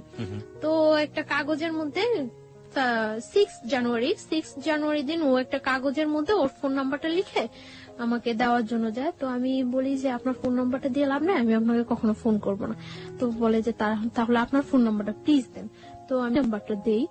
দেওয়ার পর আমি বাসায় ঢুকতে না ঢুকতে ও ফোন করার পর ও বলতেছে যে আমি ওর নাম জিজ্ঞাসা করি। নাম জিজ্ঞাসা করে ওর নাম বলার পরে ও আমারে বলতেছে আপনি কি নার্স? আমি বলতেছি না, সরি আমি নার্স না।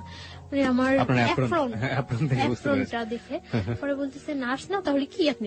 পরে আমি বলতেছি যে আমি পড়াশোনা করি মেডিকেলে। বলতেছে কোন মেডিকেলে পড়ে? তো আমি বলতেছি যে আমি ওই মেডিকেলে পড়ি। তো আমি ওরা জিজ্ঞাসা করতেছি যে আপনি কি করেন? বলতেছে যে আমি পড়াশোনা করি। আমি কোথায় পড়ি? বুয়েটে পড়ি। ওকে। তো আমি বুয়েটে পড়ে কথা বলি। ওর কথাগুলো খুব ইনোসেন্ট লাগতো। মনে হয়তো যে খুব মারপ্যাচ নেই, খুব ইজি কথা বলে।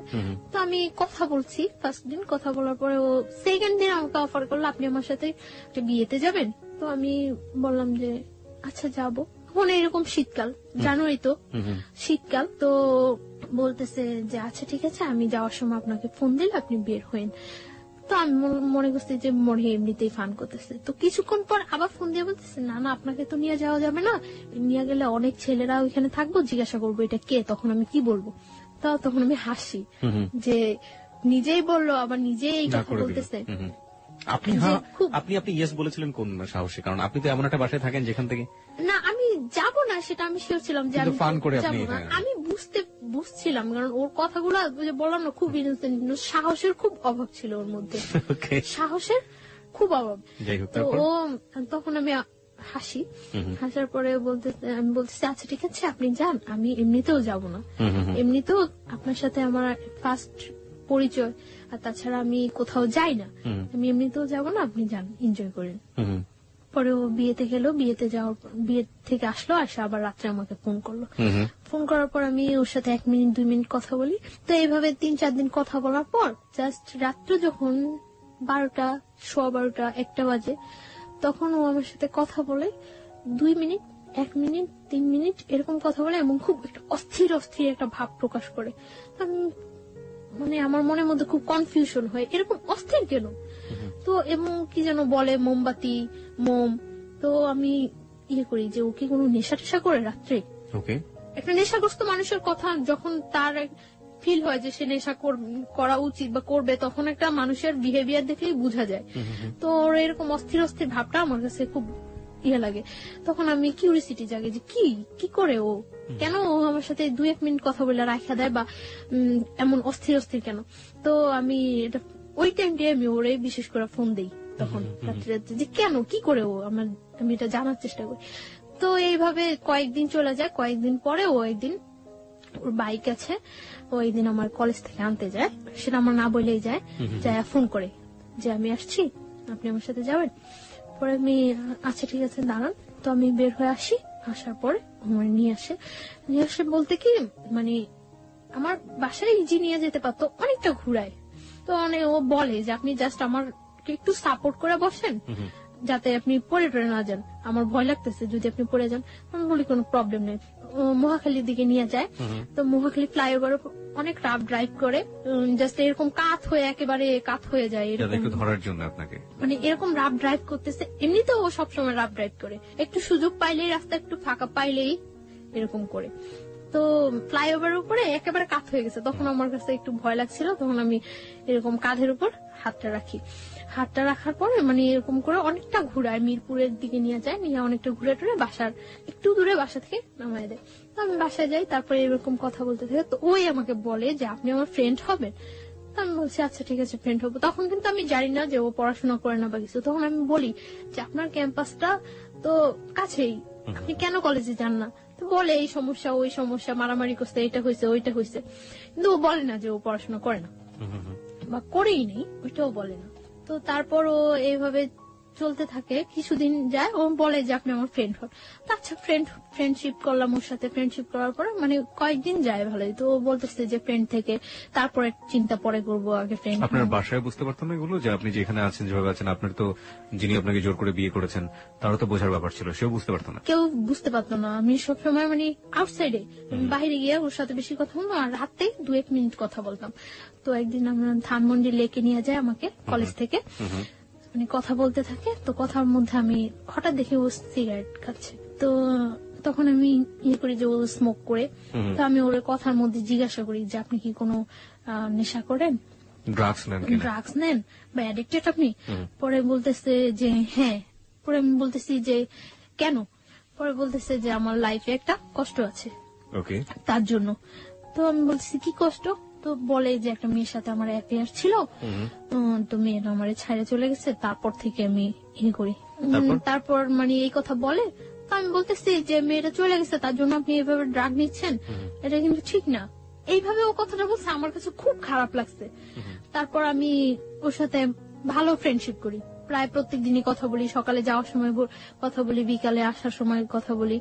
তো ও দেখা গেছে মানে আমার বাসার সামনে দিয়ে যাওয়ার সময়, মানে যেতে হলে আমার বাসার সামনে দিয়ে যেতে হয়, আর আমার আসতে হলে ওর বাসার সামনে দিয়ে আসতে হয়। মানে যাচ্ছে আমাকে দেখে যাচ্ছে, আসছে আমাকে দেখে আসছে, এভাবে চলতে থাকি কিছুদিন। তারপরে কিছুদিন চলার পরে একদিন আমি মানে আমার মার সাথে কথা বলি। আমি মার সাথে কথা বলার পর আমার মন খুব খারাপ থাকে। তখন মার্চের 7 তারিখ, 8 তারিখ থেকে আমার পরীক্ষা, 3rd সেমিস্টার। তো আমি ইয়ে করি, মার সাথে কথা বলার পরে মানে আমার মন খুব খারাপ থাকে। খারাপ থাকার পর আমি ওরে ফোন করি, আমার সাথে মুভি দেখবেন? পরে বলতেছে হ্যাঁ দেখবো। আমি বলতেছি আচ্ছা ঠিক আছে। তখন বাজে 12:30 দুপুর। হ্যাঁ দুপুর, আমরা 3টার দিকে মুভি দেখবো এই করি। পরে ও অনেক ফ্রেন্ডদের ফোন দেয় ওর, যে কোন হলে মুভি দেখা যায়, মুভি দেখার মতো কোন ভালো পরিবেশ আছে। তখন মানে স্টার সিনেপ্লেক্সে, তো সিটিতে নিয়ে আসে আমাকে, বাস থেকে বের হই 2টার দিকে। তো আস্তে আস্তে আসার পরে লাল টিপ মুভিটাই হয়। আসার পরে টিকিট পাই না, আমরা টিকিট পাই না। তো আমি ওই দিন অনেক জেদ করি যে আমি আজকে মুভি দেখবই। আমার কাছে খুব খারাপ লাগতে থাকে, মানে ও কোনো ফ্যাক্ট না, আমি যে ওর সাথে ঘুরতেছি বা মুভি দেখতেছি এটা কোনো ফ্যাক্ট না। আমার মনের মধ্যে ওই ইয়াটাই থাকে যে আমার মার সাথে আমি কথা বলছি, ওই ব্যাপারটাই আমার মনের মধ্যে সবসময় কাজ করতে থাকে। টিকিট পায় না, টিকিট না পাওয়ার পরে 7টা শো টিকিট ইয়ে করে, আচ্ছা প্রবলেম নেই 7টাই দেখবো। টিকিট কেনার পরে এখন এখানে গিয়ে এতক্ষণ ওয়েট করবো। তো ও আমাকে বাইরে নিয়ে যায় বাইক দিয়ে, একেবারে টিএসসি ভার্সিটি হয়ে একেবারে ওইদিকে জগন্নাথ কলেজ টলেজ ওইদিকে ইয়ে হয়ে ঘুরায়। তো ঘোরানোর পরে গোলা কিনে, গোলা কিনে আমি তো গোলা খাই, গোলা খাওয়ার পরে ও শহীদ মিনারের ওইখানে বসে, ও বাইকের উপরে বসে, আমি শহীদ মিনারের যে ইয়েটা আছে প্রাচীরটা আছে সাইডে একেবারে ওইখানে বসে। স্যান্ডেল খুলে বসছিলেন না স্যান্ডেল? না মানে পা ঝুলে, পা ওই পাশে ঝুলে। শহীদ মিনার সম্পর্কে আপনারা মাঝে মাঝে এই ধরনের পত্রপত্রিকায় আমরা ইনফরমেশন গুলো পাই, যারা ওখানে বসেন, কাপল বসেন আর নর্মাল মানুষ বসেন, যাই বসেন না কেন, শুধুমাত্র 21শে ফেব্রুয়ারির দিন ছাড়া আর এই ফেব্রুয়ারি মাস ছাড়া বাকি দিনগুলো আসলে আমাদের শ্রদ্ধা থাকে না, আমরা স্যান্ডেল সহ উঠে যাই, যাচ্ছে তাই একটা পরিবেশ থাকে। কর্তৃপক্ষ যারা আছেন তারা তার দৃষ্টি রাখেনি না, কর্তৃপক্ষের কথা বাদই দিলাম, আমাদের অন্তরের জায়গা হচ্ছে ওটা, সেই অন্তরকে যেন আমরা শ্রদ্ধা করি, এমন কোন অ্যাক্টিভিটিস ওখানে না করি। যাই হোক, হ্যাঁ, তারপর আপনি যেটা বলছিলেন। তারপর বসার পরে কথা টথা বলি, অনেকক্ষণ কথা টথা বলার পর আমরা আবার ব্যাক করি। ছবি টবি দেখেছিলেন? হ্যাঁ, মুভি দেখছিলাম, আমি মুভি দেখতেছিলাম, খুব মনোযোগ দিয়ে মুভি। কি ধরনের কথা হতো ওই সময় আপনাদের মধ্যে? জাস্ট এই কথা ওই কথা, ওইটা করছে ওইটা করছে এটা করছে এরকম। তো ও কখনো আমার সম্পর্কে জানতে চায়নি, আমার ফ্যামিলি ব্যাকগ্রাউন্ড বা কখনো জানতে চায় না, আর আমি আমার ফ্যামিলি ব্যাকগ্রাউন্ড ওর কাছে সব সত্যই বলছি। ফ্যামিলি বলেছেন, বাট আপনার যে বিয়েটা হয়েছে শুধু এটাই বলি, এই পার্টটা আপনি বলেন, এই পার্টটা বলিনি। তো আমি এখানে কোথায় থাকি সেটাও ও কখনো আমার কাছে জানতে চায় না। আমরা মুভি দেখি, আমি মুভিটা খুব মনোযোগ দিয়ে দেখি এবং ভালো লাগে আমার কাছে মুভিটা। আর ও মুভি দেখে না, ও এখানে বসে আমাকে দেখে। তা আমি বের হয়ে ওরে বলতেছি যে মুভি কেমন লাগলো, বলতেছে আমি কি মুভি দেখছি নাকি? আমি তো কি দেখছেন? আমি তখন দেখছি যে আপনি কিভাবে মুভি দেখেন। তারপর মানে বাসায় চলে যাই, বাসায় চলে যাওয়ার পর মানে আমরা বাহিরে খাই, খাইটা বাসায় চলে যাই। চলে যাওয়ার পর ও রাত্রে আমাকে 1টার দিকে ফোন দেয়, আমি পড়তে থাকি, তখন ফোন দেয়। ফোন দিয়ে ও আমাকে মানে একসাথে মনে হয় যে আমরা শীট দেখে মুখস্থ করে পড়া বলি না টিচারদের কাছে, একসাথে ওরকম মনে হয় যেন কোনো শীট মুখস্থ করে একসাথে ও আমাকে বলে যে আমি তোমাকে পছন্দ করি, এরকম এরকম এরকম সব একসাথে এক চান্সে মুখস্থ করলে, এক চান্সে মুখস্থ। তো আমি আশ্চর্য হয়েছি যে এটা ছোটবেলা আর পিছনের বাড়ি থেকে মা চিল্লাতো, এই পড়িস না কেন, ওরকম ছোটবেলার কথা মনে পড়ে গেল আপনার কথা। হ্যাঁ, একসাথে বলতো, কি আশ্চর্য, এটা কি কোনো বলার ওয়ে? তো আমি চুপ করে থাকি, পরে বলতেছে তুমি আমার পরে জানাও। তুমি বলছো? হ্যাঁ, তুমি আমার পরে জানাও। তো আমি কিছু বলি না, চুপ করে থাকি, কেটে দেই ফোন। তারপরেও আমাকে যখন ফোন দেয়, ফোন দিয়ে বলে যে আমি আপনি করে বলি, তো বলতেছে যে আপনি করে বলো কেন, তুমি করে বলো, পসিবল না। বলতেছে যে তুমি করে বলো, তুমি করে। এভাবে কয়েকদিন যাওয়ার পর আমি ওকে তুমি করে বলা স্টার্ট করি। ও দেখা গেছে তুমি আপনি মিশ্রণ হয়ে যায়, মিশ্রিত ভাষায় কথা বলতেছে। তো ও হাসতো, মিশ্রিত ভাষায়। এইভাবে কয়েকদিন যায়, যাওয়ার পরে মানে ওর সাথে এক পর্যায়ে কি রিলেশন হয়ে যায়, অ্যাফেয়ার হয়ে যায় আমার সাথে। ওর কথাগুলি আমার খুব ভাল লাগে, যখন কথা বলে আমার খুব ভালো লাগে, আমি অবাক হয়ে তাকিয়ে থাকি যে ও কথা বলে, কিন্তু খুব স্বাভাবিক ভাষায়, সাবলীল শুদ্ধ ভাষায় কথা বলে তা কিন্তু না, নর্মাল কথা বলতেছে, কিন্তু আমার কাছে খুব ইনোসেন্ট লাগে। তার জন্য আমি ওর কথায় খুব ইয়ে হয়ে যায়। কিন্তু ও যে মানে ফলস বলতেছে, মিথ্যা বলতেছে, আমি ফিল করি, এটা আমি অনেক কিছু আমি ফিল করতে পারি, মিথ্যা বলছে আপনি ফিল করতে পারছেন, ফিল করতে পারি, কিন্তু আমার কাছে তারপরেও ভালো লাগে কথাগুলো। কারণ ওই সময়টা আমার কেউ ছিল না, আমার পাশে একটা লোক যে আমি তার সাথে ইয়ে করবো, এনজয় বলতে আমার লাইফটাই খুব ইয়ে ছিল। যতক্ষণ ওর সাথে থাকতাম বা কথা বলতাম আমার কাছে খুব ভালো লাগতো। সমুদ্রের মধ্যে মানুষ যখন পড়ে এবং সে যদি সাঁতার না জানে, হাতের কাছে যাই পাবে সেটা কি সে অবলম্বন করবে, সেটা খড়কুটোই হোক আর যাই হোক। গল্পটা শোনার পর আসলে তাই মনে হচ্ছে। শুনুন তারপর। তো এইভাবে কয়েকদিন যায়, অ্যাফেয়ার ওর সাথে আমার ভালো একটা রিলেশন হয়ে যায়। ও আমাকে মানে শিফট করে নিয়ে যায়, দিয়ে যায়, ওর সাথে যে কোনো ব্যাপারে আমি ওর সাথে শেয়ার করি, যে কোনো। কিন্তু শুধু একটা ব্যাপারই আমি বলি না, যে আমার আগে একটা বিয়ে হয়েছিল, আমি অনেক ট্রাই করি বলার জন্য যে আমার এটা বলা উচিত, কিন্তু আমার বলতে গেলেই ভয় হয় যে এটা বললে সম্ভবত ও আমার সাথে রিলেশন রাখবে না। কিন্তু ওর কথার মধ্যে অনেক সময় প্রকাশ পাইতো যে ও বলতো যে তোমার যদি 20টাও বিয়ে হয় তাতেও কোনো প্রবলেম নেই, তারপর আমি তোমাকে বিয়ে করবো। আচ্ছা, তার মানে আপনি বলে দিয়েছেন যে আপনি তাকে লাভ করেন? হ্যাঁ, দুজনের মধ্যে ওয়ার্ড দিয়ে হয়ে গেছে। হ্যাঁ, ওকে। তো ওর সাথে আমার রিলেশনটা ভালো চলতে থাকে। তো আমি যেখানে থাকি ওইখানে কেউই জানে না যে আমি ওই ছেলেটার ওয়াইফ, কেউ জানতো না। মানে কি বাড়ির লোকজন ছাড়া আশেপাশে কেউ? বাড়ির লোকজনও জানতো না, কারণ আমরা একটা ফ্ল্যাট বাসায় থাকতাম, কেউ জানতো না যে আমি ওই ছেলেটার ওয়াইফ। ওর ফ্যামিলি ছাড়া আশেপাশে কেউ জানতো না, কারো কাছে আমি তো বলতামই না, ওরও বলার প্রয়োজন হয় নাই, কারো কাছে বলতো না। তো আর আমি তো সবসময় আমার মতোই চলতাম। তো ওই এলাকার অনেকেই জানে যে ওই ছেলেটার সাথে আমার সাথে রিলেশন হয়, রুমেলের সাথে আমার সাথে রিলেশন, এটা ওই এলাকার অনেকেই জানে। আপনার তথাকথিত হাজবেন্ড যদি বলি, জোর করে যে করলো, ও জানতো না? সব জানলে তো ওরও জানার কথা। ও পরে জানতে পারে। ওকে, যাই আমরা সিরিয়ালে যাই। তারপর কিছুদিন যাওয়ার পরে মানে ওদের বাসার সবাই, আমি যে বাসা থাকি ওই বাসার সবাই বেড়াইতে যায়, আমি যাই না। কোথায় বেড়াতে যায়? গাজীপুর। মানে ওরা ফ্যামিলি মিলে একটা কোথাও বেড়াতে যায়, আপনি যান না? ওকে, আমি যাই না, আপনি থেকে যান। আমি থেকে যাই। এর মধ্যে ও আবার বাইক অ্যাক্সিডেন্ট করে। বাইক অ্যাক্সিডেন্ট করার পরে ওর একটা ফ্রেন্ডের বাসায়, কাছেই, ওর ফ্রেন্ডেরা সবাই জানতো, সবাই আমাকে চিনতো। তো কাছে ওর ফ্রেন্ডের বাসা, ওর ফ্রেন্ডের বাসায় কেউ থাকে না, সবাই বাড়িতে গেছে সবাই। তো ওর ফ্রেন্ডের বাসা প্রত্যেকদিন যায় আমি ওরে দেখে আসতাম। তো এর মধ্যে 26 মার্চ যেদিন বিকালে আমি আমার একটা ফ্রেন্ডের বাসায় গেছি। তো ওর কাছে এটা খুব খারাপ লাগছে যে আমি অ্যাক্সিডেন্ট করছি আর ও মনে হয় ঘুরতেছে। তো আমার ফোন দিয়ে বলতেছে ভালোই তো ঘুরতেছো। আমি বলবো ঘুরতেছি, আমি জাস্ট কিছু শীট বই টই নিয়ে ওর বাসায় গেছিলাম। তো আমি চলে আসি, চলে আসার পর আমি বলতেছি যে কোথায়, এখন তো তোমার সাথে দেখা করবো না। আমি কেন, আমি এখন এত কষ্ট করে চলে আসছি আর এখন দেখা করবো না মানে? পরে বলতেছে আচ্ছা ঠিক আছে তুমি বাসায় যাও, আমি তোমার ফোন দিচ্ছি। তো আমি বাসায় গেছি, তারপর ফোন দিচ্ছি সন্ধ্যার পর। তো ওই সন্ধ্যার পর ওর ওই ফ্রেন্ডের বাসায় গেছি, যাই কিছুক্ষণ গল্প টল্প করার পর আবার আমি বাসায় চলে আসছি। তো প্রত্যেক দিনই আমি রাতে যাওয়ার সময় ওর ওই ফ্রেন্ডের বাসায় যাই ওরে দেখে যেতাম। ও অ্যাক্সিডেন্ট করছে, ওর পায়ে ব্যান্ডেজ ট্যান্ডেজ করা ছিল, শরীরে বিভিন্ন ইয়েতে ব্যান্ডেজ করা ছিল, ছুলে টুলে গেছে। তো আমি ওই দিন প্রত্যেক দিনই ওরে দেখে যেতাম। এর মধ্যে ওরা যেদিন গাজীপুর গেছে ওই দিন তো আমি বলছি যে আমার বাসায় কেউ নেই। পরে বলতেছে যে আচ্ছা তুমি আসবা, এই বাসায় আসবা? পরে আমি বলছি আচ্ছা আসবো। তো ওই বাসায় গেছি, তো রাত্র হয়ে গেছে, প্রায় 11টা বেজে গেছে। তো বলতেছে এখন তুমি বাসায় যাবা? তো 11টা বেজে গেছে, বলতেছে তুমি বাসায় যাবা? আচ্ছা ঠিক আছে তুমি নিচে যাও, আমি তোমাকে দিয়ে আসবো। পরে দিয়ে আসছে। আমার পরীক্ষা শেষ হয়ে গেছে এপ্রিলের 16 তারিখ। ওই দিন প্রচুর বৃষ্টি হচ্ছে। তো সন্ধ্যার সময় ও আমার বলতেছে যে এখন যদি আমি সুস্থ থাকতাম তাহলে তোমার নিয়ে ভিজতাম বাইরে। তো আমি বলতেছি আচ্ছা ঠিক আছে, তো এখন কি প্রবলেম, ভিজো। পরে ও আমার বলতেছে যে একা একা ভিজতে ভালো লাগে না, তুমি আসবা? আমি বলতেছি আচ্ছা আসবো। কোথায় আসবো? ওদের বাসার সামনে ওর আরেকটা ফ্রেন্ডের বাসা, তুমি ওই বলি সামনে আসো, তোমার নিয়ে আসবো আমরা। পরে আমি গেছি, যাওয়ার পরে ও নিয়ে গেছে ওই ফ্রেন্ডের বাসা। কনস্ট্রাকশনের কাজ চলছে, 5 তলা পর্যন্ত কাজ চলছে এখন। তো 5 তলা ছাদে নিয়ে গেছে। ছাদে নেওয়ার পর অনেক বৃষ্টি হয়েছে, তো আমরা ভিজছি, অনেকক্ষণ ভিজছি। ভিজার পর খুব ভালো লাগছিল, অনেকদিন পর মনে হয় একেবারে একটা রিল্যাক্স, খুব খুব এনজয় করছি আমি। ভিজার পর ঠান্ডা লাগতেছিল।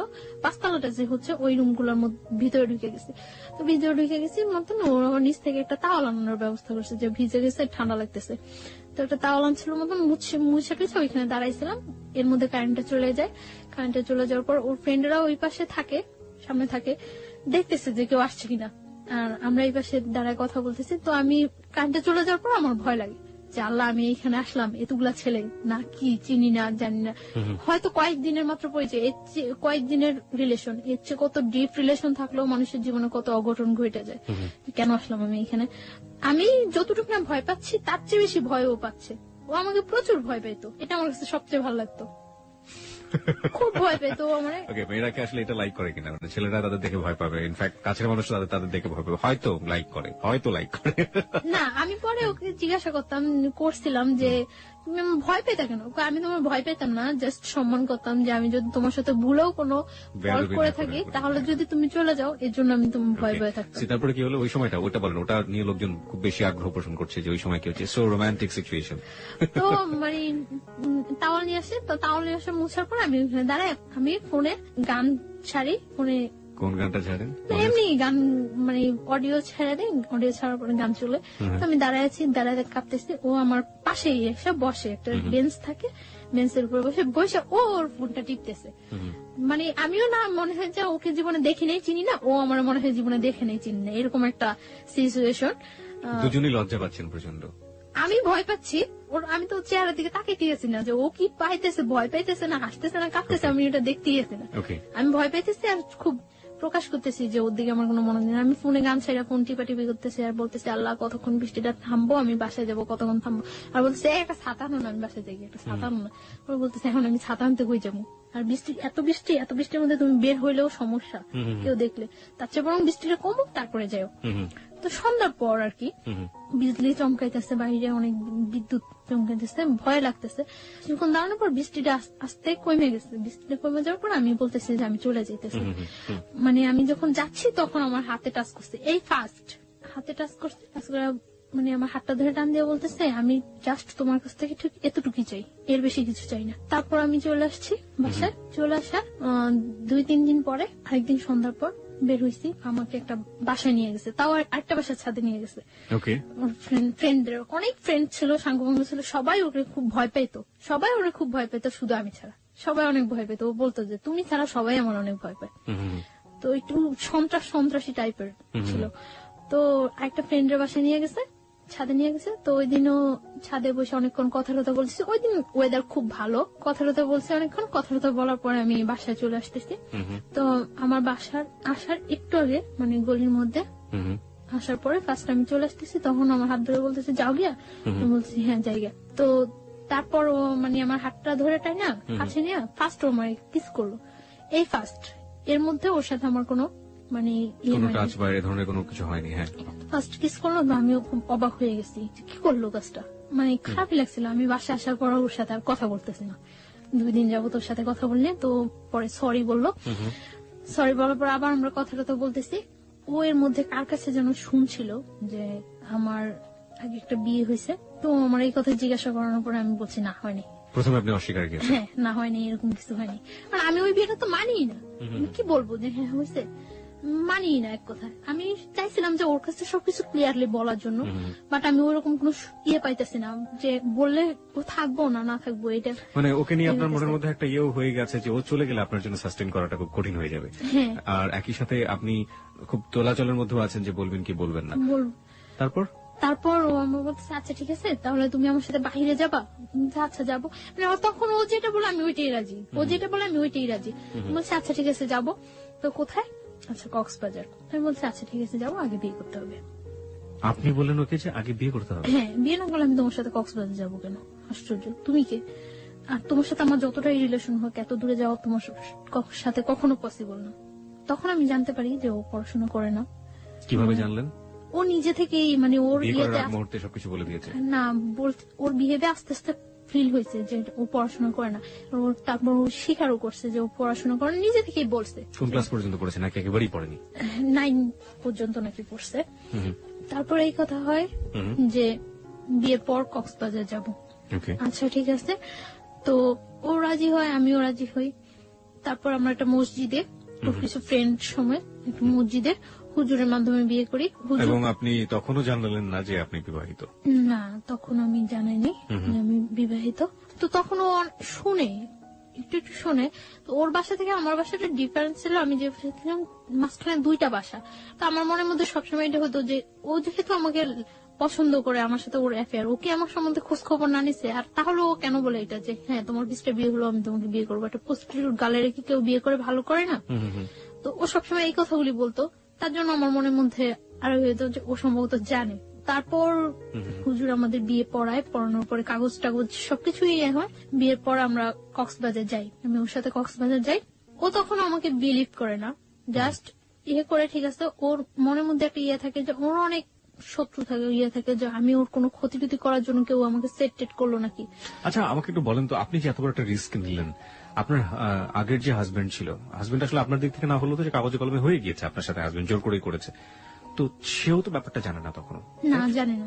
তো আপনার কি মনে হয়নি কখনো যে আপনি যে রিস্কটা নিচ্ছেন, যে ঝুঁকিটা নিচ্ছেন, এটা এক ধরনের আপনাকে ডিজাস্টার করে দিবে বা একটা বড় ধরনের সমস্যায় ফেলবে? আমার তখন ওর ছাড়া আমার মাথার মধ্যে কিছুই ছিল না। আর ও যেটা বলতো আমি ওটাই হ্যাঁ, ও যেটা বলতো না করতো ওইটা না। এবং আমার সবসময় ছিল যে যাই হোক আমার ওকে প্রয়োজন আমার। এবং যেটা হয়েছে যে আপনার আশঙ্কা হয়েছে যদি আমি বলি বিবাহিত, যদি ওকে হারাই, এবং সেই কারণে আপনি গোপন করে গেছেন, তাই তো? গোপন করে গেছি। ওকে, যান। তারপর আমরা কক্সবাজার যাওয়ার জন্য বাসে উঠি। বাসে উঠার পর ও আমার ফোনটা নিয়ে অফ করে দেয়, কারণ ওর মনের মধ্যে একটা শঙ্কা থাকে যে কেউ আমাকে আবার ওর কাছে পাঠাইলো টাঠাইলো নাকি, সেট করলো নাকি, কারণ ও বিভিন্ন সাইডে ও অ্যাডজাস্ট। ওকে, তার জন্য মানে আমি ওগুলো কিছুই জানতাম না যে ও আচ্ছা বিভিন্ন সাইডে অ্যাডজাস্ট। সুতরাং ওর মনে আশঙ্কা হয়েছে যে কোনোভাবে গোয়েন্দাগিরি করুক বা কোন ধরনের ক্ষতি করার জন্য ওকে ইনভলভ করে দিল কিনা, হ্যাঁ এই ধরনের। তার জন্য ও তখন মানে কাবিন করে ইয়ে করে নেই, রেজিস্টার করে ইয়ে করে বিয়েটা করেনি, শুধুমাত্র মসজিদে গিয়ে বিয়েটা করেছে। হুজুর দিয়ে ইয়ে করে বিয়ে করছে যে ও কক্সবাজার যাওয়ার পর শিওর হবে ওকে, যে ও কোনো ক্ষতি করবেন না আপনি। হ্যাঁ। আমরা বাসে যাই, যাওয়ার পরে তো তারপর হোটেলে উঠি, দিন আমরা বিকালে সি বিচে ঘুরি, সি বিচে ঘুরে আসার পর রাত্রে ওর সাথে আমার কথা হয়। মানে তখন তো আমরা হাজবেন্ড ওয়াইফ, জি। শরীয়ত মতে হাজবেন্ড ওয়াইফ। তো ফার্স্ট রাত্রে কথা, অনেকক্ষণ কথাটা হওয়ার পর তারপর খুব জার্নি করে যাই তো, প্রায় মানে যেখানে আমরা কক্সবাজার পৌঁছানোর কথা সকালে, ওইখানে আমাদের প্রায় 3:30 4টা বেজে যায় কক্সবাজার পৌঁছাতে, এবং যাওয়াটা খুব জার্নি হয়ে যায়, এবং যে পথের মধ্যে বাস নষ্ট হয় অনেক, তার জন্য মানে তোকে সময় লেগে যায় অনেক। হ্যাঁ, খুব ক্লান্ত লাগে, তো আমরা শুয়ে পড়ি। এর মধ্যে ফার্স্ট আমার সাথে রিলেশন, ফিজিক্যাল ইন্টিমেসি বা যেটা বলি শারীরিক সম্পর্ক হয়। তো মানে আমি ওটার জন্য, এটাই ছিল আপনার জীবনের first First. Physical relationship, right? Okay. তো আমি ওটার জন্য প্রস্তুত ছিলাম না, কেন প্রস্তুত ছিলেন না? না আমার মনের মধ্যে এরকম কিছু ছিল না। ইনফ্যাক্ট আপনি একজনকে বিয়ে করেছেন, আপনি তারপর মনের মধ্যে থাকবে না, ব্যাপারটা কেমন হয়ে গেল না? না, আমি এইভাবে চাচ্ছিলাম না। কিভাবে যাচ্ছিলেন? আমি জাস্ট ওর সাথে কোনো সম্পর্ক ছাড়া আমার একটা মেয়ে ওর এত দূরে যাওয়া ঠিক না, তার জন্য আমি ওরে বলছি যে হ্যাঁ বিয়ে পরে তারপরে যাব। বাট এইভাবে আমার কোনো ইয়ে ছিল না। আমার কাছে ব্যাপারটা অনেক খারাপ লাগছে, অনেক ভয় পেয়েছি আমি। ভয় পাওয়ার পরে আমি আচ্ছা, ভয় আপনি ওয়াশরুম প্রসঙ্গে আমরা আসছি, ভয় আপনি কেন পেতেন? মানে ভয় কি আপনি পুরো সিচুয়েশনটাকে পেয়েছেন নাকি ফিজিক্যাল ব্যাপারটাকে পেয়েছেন? কারণ আপনি ডাক্তারি পড়াশোনা করছেন, so you know better. Physical রিলেশনটা চেয়ে আমি সিচুয়েশনটা বেশি ভয় পেয়েছি। সিচুয়েশনটা আমি বেশি ভয় পেয়েছি। তো আমি ওয়াশরুমে যাই অনেকক্ষণ কান্না করি, ওয়াশরুমে যাই যে কি করলাম, কি হলো, ঠিক করলাম না ভুল করলাম। আমার মনের মধ্যে সবসময় একটা কনফিউশন থাকতো যে আমি কাজটা কি ঠিক করছি না ভুল করছি। তো বুঝতে পারে যে আমি ওয়াশরুমের মধ্যে কান্না করতেছি। তো আমি অনেকক্ষণ পর যখন দরজা নক করার পর আমি ওয়াশরুমের দরজা খুলি, তো আমার টাওয়াল দেয়। তারপর আমি ফ্রেশ ট্রেশ হয়ে ভিতরে এসে দেখতেছি যে ও হাত কেটে অনেক ব্লাড ইয়ে করছে। তো তখন আমার কাছে আবার অনেক খারাপ লাগে যে ও হাতটা কাটলো আমার জন্য, আমি এই সিনটা তো না করলেও পারতাম না। আমি বুঝতেছিলাম না যে আমি কি করছি, কি করা উচিত, বা আমি ভুল করতেছি না ঠিক করতেছি। শুধু আমার এর মধ্যে আমি একটা জিনিস ফিল করি যে আমি কোনো কিছু না করলে হয়তো বা ও আমার ছেড়ে চলে যাবো। আর ভয় পাইছি, এতটা দূরে গেছি, কখনো যাই নাই ওইখানে, কাউকে চিনি না, তার জন্য অনেকটা ভয় পাইছি। তো তারপর খাবার নিয়ে আসার পর ও নিজে আমার খাওয়াটাও দেওয়ার পর মানে আমার ইয়ে করে যে সরি, তুমি যে এরকম কান্নাকাটি করবো আমি বুঝি নাই, এটা কর। তারপর ইজি হয়ে যায়। তারপর মানে ও আমার অনেক বুঝায়, কান্নাকাটি করে। আমি তারপর ঘুমায় যাই। আমি মানে ঘুমায় যাওয়ার পর ও যে হাত কাটে, তখন আমি দেখি যে হাত কাটে ব্লিডিং হইতেছে। তারপর আমি ওটার ওয়াশ টশ করে মুছে টুছে দিয়ে ব্যান্ডেজ দিয়ে আমার কাছে, তখন আমার কাছে অনেক খারাপ লাগে যে আসলে মনে হয় ও ইচ্ছাকৃত ভাবে কাজটা করেনি, করলে কি আমি আমার কষ্ট পাওয়াতে কি ও হাত কাটতো। তারপরে ও এখানে থাকি, 4-5 দিন থাকি, আমরা খুব এনজয় করি। এনজয় করলেও ওর মধ্যে একটা মানে কনফিউশন থাকে। আমার মনের মধ্যে তো সবসময় একটা ইয়ে যে আমি কি করতেছি, কোথায় যায় দাঁড়াবো আমার জীবনটা, আমি কি করতেছি এটা। আর আমার মনে হয় যে আমার চোখ বুঝলে শুধু আমি ওরে ফিল করতে পারি, আর কিছুই না। তখন আমি ফিল করতে পারতেছিলাম যে ও যদি যতটা খারাপই হোক আর যতটা পড়াশোনা না করুক, যাই করুক, তারপর আমার মনে হয় যে আমার জন্য ওরে প্রয়োজন। আমি এটা ফিল করতেছি, খুব খুব ফিল করতেছি। হ্যাঁ, আমি দেখি যে ও খুব কান্নাকাটি করতেছে। তো আমি ওরে জিজ্ঞাসা করি যে কেন কান্নাকাটি করতেছো। তখন ও আমার বলতেছে যে আমি তোমার অনেক লাভ করি, অনেক ভালোবাসি, কিন্তু বাট যদি আমি তোমার না পাই, এজন্য অনেক কান্নাকাটি করে ও, যে আমি তো আমার ফ্যামিলির কিছুই জানিনি যে এরকম ইয়ে করতেছি। এর মধ্যে আমরা হিমছড়ি, মহেশখালী অনেক জায়গায় ঘুরি, খুব এনজয় করি। তার মধ্যে আমার মনের মধ্যে সবসময় একটা ও আমার জিজ্ঞাসা করতো কি চিন্তা করো তুমি, এত কি চিন্তা করো, এত কি চিন্তা করো। তারপর আমি বলতে পারতাম না যে আমি এই ব্যাপারটা চিন্তা করতেছি। আমার মনের মধ্যে সবসময় ইয়ে হতো যে ও আমার ছেড়ে চলে যাবো তাহলে। তো তারপর আমরা ঢাকা চলে আসি। আসার সময় সারা বাসের মধ্যে আমি মানে খুব আমার পেইন ফিল হইতেছিল, পেটে অ্যাবডোমেনাল পেইন হচ্ছিল, আমার পেট ব্যথা করতেছিল প্রচুর। কেন যেন আমার খুব খারাপ লাগতেছিল এবং আমার মনে হইতেছিল যে আমি জীবন থেকে মনে হয় অনেক কিছু হারাই ফেলতেছি। আস্তে আস্তেই মানে সারা রাত্র আমি ইয়ে করি যে আমি আর ওই বাসায় থাকবো না, যে যেভাবেই হোক আমার এই ওকে পাইতে হলে আমার এই ওয়েটা থেকে বের হয়ে আসতেই হবে, যেভাবেই হোক। আমি কক্সবাজার যাওয়ার পরেই ওই ছেলেটা জানে যে আমি ওর সাথে কক্সবাজার গেছি বা ওর সাথে আমার রিলেশন। শুনে তখন যে মানে দারোয়ান তারপরে এলাকার লোকজন বলে যে আপনাদের বাসায় যে মেয়েটা আছে ওই মেয়েটার সাথে তো ওই ছেলেটার সাথে রিলেশন। ওকে। তখন ও সবাই পাবলিশ করতে থাকে যে আমি ওর ওয়াইফ, এটা পাবলিশ করতে থাকে। তখন আমি কিছুই জানি না। তো আমি আসার পর আমি তো সকালবেলা সকালবেলা এসে আমি দুপুরে এই বাসা থেকে বের হয়ে আসি। আপনার আগের হাজবেন্ডটা এখন পাবলিশ করতে শুরু করলো যে আপনি তার ওয়াইফ। বের হয়ে এসে আমি ওরে ফোন দিই যে আমি বাসা থেকে বের হয়ে আসছি। পরে বলতেছে কেন তুমি বাসা থেকে বের হয়ে আসছো? আমি বলতেছি যে আমার পক্ষে ওই বাসা থাকা সম্ভব না। তখন আমি কিন্তু বলি নাই, শুধু একটু বলছি যে আমার পক্ষে ওই বাসা থাকা সম্ভব না। তো আসার পরে ও বলতেছে তাহলে এখন কোথায় যাবা? অনেক মানে ঘুরতেছি আমরা, কোথাও থাকার জায়গা ম্যানেজ করতে পারতেছি না। কি আসছে রুমেল? হ্যাঁ, পরে আমরা ইয়ে করলাম, আমি আমার খালার বাসায় চলে যাই। তখন আমি ওরে প্রেশার ক্রিয়েট করতে চাই যে তুমি তোমার ফ্যামিলিতে জানো, তুমি তোমার ফ্যামিলিতে জানো, যেহেতু আমাদের মধ্যে রিলেশন হয়ে গেছে, বিয়ে হয়ে গেছে, সবকিছু হয়ে গেছে, তো তুমি তোমার ফ্যামিলিতে জানো। তো প্রেশার ক্রিয়েট করার পরে ওর বোনেরে জানায়। তো বোনেরা জানানোর পর ওর বোন আমার সাথে দেখা করার কথা বলে। তো ও এটা বলে না যে বিয়ে হয়ে গেছে, এটা বলে না, জানতে যে পছন্দ করে। তো আমার ওর বোনের কাছে নিয়ে যায়, দেখা টাকা হয়, কথা টথা হয়।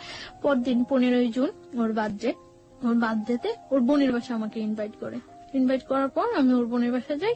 সবাই খুব ইজি মাইনা নেয়, সবাই বুঝে না আসলে যে রিলেশনটা এত ডিপলি, এটা কেউ বুঝে না, মনে করে যে হয়তো বা থাকবে কি থাকবে না, ফ্রেন্ডশিপ আছে, গার্লফ্রেন্ড বয়ফ্রেন্ড মাইনে নেয় ইজিলি। তো ওর বোনের বাসায় যাওয়ার পর ওই বাসায় দুপুরে আমি লাঞ্চ করি। লাঞ্চ করার পর বিকালে ওর বোনের হাজবেন্ড, ওর যে দুলাভাই, করে না, সাপোর্ট করে না। তো বিকালে আমি কেক টেক কাটার পর সন্ধ্যা রাত্রেও আমার দিতে আসে। তো দিতে আসার পর আমার খালতো ভাইয়ের সাথে ওর ইন্ট্রোডিউস হওয়ার পর আমার খালতো ভাই ফিল করে যে এটা হলো কারণ যে ওই বাসা থেকে কেন চলে আসছে। এটা আমার খালতো ভাইয়ের সাথে আমার আগে যে হাজবেন্ড ছিল ওর সাথে খুব ভালো রিলেশন ছিল। আমার খালতো ভাই করে কি ব্যাপারটা আমার ফ্যামিলিতে জানিয়ে দেয়। আমার বাড়ি থেকে আমাকে ইমিডিয়েট বাড়িতে যাওয়ার জন্য ফোন করে, আমার আব্বু অসুস্থ বলে। তা আমি বাড়িতে যাই। এই গেলেন কতদিন পরে গেলেন? 1 বছর 4 মাস। ওকে। আপনার ফার্স্ট হাজবেন্ড যাকে বলছেন আপনি, সে এই ঘটনার পর থেকে কোন সিন ক্রিয়েট করেনি? কারণ সে তো সন্ত্রাসী ছিল এক ধরনের। ও তো মানে গ্রামে থাকতো, শহরে ওর প্রভাব নেই। ও মানে খুব ঠান্ডা মাথায় কাজগুলো করতো, কোনো মানে করতো না, ও করছে যে একই এলাকার মধ্যে যখন ঘটনা, তো আমি যদি এটা পাবলিশ করে দিতে পারি আমার ওয়াইফ, তাহলে ও এখানে কখনো এস্টাবলিশড হতে পারবে না। কক্সবাজার যাওয়ার কিছুদিন আগে হঠাৎ করে ও যখন মানে আস্তে আস্তে শুনতে থাকে, তখন ও ওই ফ্ল্যাটটা ছেড়ে ওর মাকে বাড়িতে পাঠিয়ে দিয়ে একটা টিন শেড বাসা নেয় ওইখানে, টিন শেড বাসা নেয়। তো ওই বাসায় আমার ওর সাথে উঠতে এখন বাধ্য। ওই বাসায় উঠি, 1 রুম বাসা, তো মানে যাতে সবাই জানতে পারে যে আমি ওর ওয়াইফ, এরকম একটা করে। ওই বাসা আমার মনে হয় 7-8 দিন থাকা হয়। তারপর তো আমি কক্সবাজারে চলে যাই। কক্সবাজার যাই আমি 6 তারিখ, আসি আমরা 12 তারিখ। তো আপনি যেটা বলছিলেন যে আপনার বাবার বাসায় গেলেন 1 বছর 4 মাস পর, সেখানকার থেকে আমরা শুরু করেন। না, আমার বাড়ি থেকে করে যে আমার আব্বু অসুস্থ, বাড়ি যাওয়ার জন্য বলে যে আমার কাকা, আমার যারা আছে সবাই বাড়ি যাচ্ছে। তো আমি কয়েকজনের কাছে ফোন দিই, কেউই জানে না আমার আব্বু যে অসুস্থ। তারপর মানে হঠাৎ করে শুনে আমি আর করতে পারি না, আমি আচ্ছা ঠিক আছে আমি আসবো। তো কিছুক্ষণ পর আবার সবাই ফোন দিয়ে বলতেছে হ্যাঁ তোমার আব্বু অসুস্থ। তো আমার কাছে ব্যাপারটা খুব লাগে। তো আমি ওরা বলতেছি যে আমার এইভাবে বাসায় বাড়িতে নিয়ে যেতেছে, আমি ওর সাথে হোস্টেল খুঁজতেছি তখন। তো বাড়িতে যেতে হবে, আমি বাড়ি যাওয়ার জন্য দুপুরে আমরা ওর কাছ থেকে বিদায় নিয়ে আসতেছি। ও রাস্তার মধ্যে দাঁড়ায় কান্না করতেছে, আমি চলে আসতেছি, ও কান্না করতেছে। আমার কাছে খুব খারাপ লাগতেছে তখন যে সেই জানুয়ারি মাস থেকে ওর সাথে আমার হইতেছে, কিন্তু কখন আমি একটা দিন মনে হয় ওরে ছাড়া ওর সাথে আমার দেখা হয়নি, এরকম যায়নি। ও যখন রাস্তার মধ্যে দাঁড়ায় কান্না করতেছে তখন আমার কাছে খুব খারাপ লাগতেছিল যে আমি যাব না। তারপর আমি বাড়িতে যাই। যখন আমি লঞ্চে উঠার পর মানে কিছুটা যাওয়ার পর আমি জানতে পারি যে আমার খালতো ভাইটা ফিক করে আমাকে বাড়িতে নিয়ে যাচ্ছে। তখন আমার মানে লঞ্চের মধ্যে বলতেছে যে তুই যে কাজটা করছো কাজটা কি ঠিক? আমার খালতো ভাইটা আমার ইমিডিয়েট 6 মান্থের ছোট। তো ও যে আমাকে লাইক করতো, পছন্দ করতো, সেটা আমি কিছুই জানতাম না। আমি হঠাৎ দেখতেছি ও আমার পা ধরে বলতেছে যে আমি তোর অনেক ভালোবাসতাম, তুই যে এই কাজটা করবে আমি কখনো বুঝিনি। হ্যাঁ, আশ্চর্য হয়ে যায় যে ও কি বললো এটা। পরে আমি বলছি কি কাজ? পরে বলতেছে তুই এইরকম একটা ছেলের সাথে করতেছিস, করতেই পারি, এটা আমার life. Let me ask you one thing. আপনার কি ফার্স্ট লাইফটা সম্পর্কে সে জানতো না যে আপনি? হ্যাঁ, জানতো। তারপরে এবং ফার্স্ট লাইফটা আমার যতটুকু মানে সাপোর্ট করার ও আমার তখন করতো, যে এইভাবে এইভাবে তুই বাইরে আসবি ওইখান থেকে, এইভাবে এইভাবে ইয়ে করবি। ওর সাথে আমার সাথে জাস্ট একটা ফ্রেন্ডের মতো ছিল আমার খালতো ভাইটার সাথে আমার সাথে। ওকে, যখন দেখলো যে আপনি বাইরে হয়েই গেছেন অন্য একজনের সাথে, তখন কি সে আপনার পা ধরতেছে যে না তুই এটা করতে পারবি না? ওকে, হ্যাঁ, এবং আমার ফার্স্ট লাইফটা মানে যত সমস্যাগুলি সিনক্রেট করছি আমি ওই বাসায়, সবটা ওর ইয়াতে করছি। ওকে, লেট মি, আমার মনে হয় গল্পটা অনেক জটিল হয়ে গেছে আমাদের শ্রোতাদের কাছে। আমি একটু পরিষ্কার করে দিতে চাই। বন্ধন ব্যাপারটা হচ্ছে এরকম যে প্রথম যে ঘটনাটা ঘটেছে তার জীবনে, ছায়ার জীবনে, সেটা তো আপনারা জানেনই যে জোরপূর্বক, এবং জোরপূর্বক ওর কোনো যাওয়ার কোনো গতি ছিল না, এবং যে কারণে সে ওই ছেলের সাথে এতদিন পর্যন্ত থেকেছে, ওই বাসায় থাকতে হয়েছে তার। এই থাকা অবস্থায় সে তার খালাতো ভাইয়ের কাছ থেকে ফুল সাপোর্টটা পেয়েছে, এবং খালাতো ভাই বলেছে কিভাবে কিভাবে বাসা থেকে বের হয়ে আসবি, কিভাবে কিভাবে তুই আমার এই কাজটা করবি, ওই কাজটা করবি, এটা ফুল সাপোর্টটা সে পেয়েছে। যখন ছায়া একটা ছেলেকে নিয়ে স্বপ্ন দেখছে এবং একটা ছেলেকে নিয়ে অলরেডি বের হয়ে গিয়েছে, ঠিক সেই মোমেন্টে খালাতো ভাই তাকে ওখান থেকে সরিয়ে নিয়ে আসার চেষ্টা করছে, কারণ খালাতো ভাইয়ের উদ্দেশ্য ছিল তাকে ওখান থেকে সরিয়ে নিয়ে আসা, এবং খালাতো ভাই তাকে লাভ করতো। ঘটনার ইকুয়েশনটা এখন এরকম। চলুন তারপর মানে ওর কথাগুলো শুনে আমি সব অবাক হয়ে গেছি। ও বলতেছে যে তুই যে কাজটা করছো, যে ছেলেটার সাথে তোর অ্যাফেয়ার, তোরা কখনো ইয়ে করবো? পরে আমি বলতেছি হ্যাঁ করবো। তখনও কিন্তু ও জানে না যে আপনি ম্যারিড না, তো আমি বলতেছি যে হ্যাঁ করবো।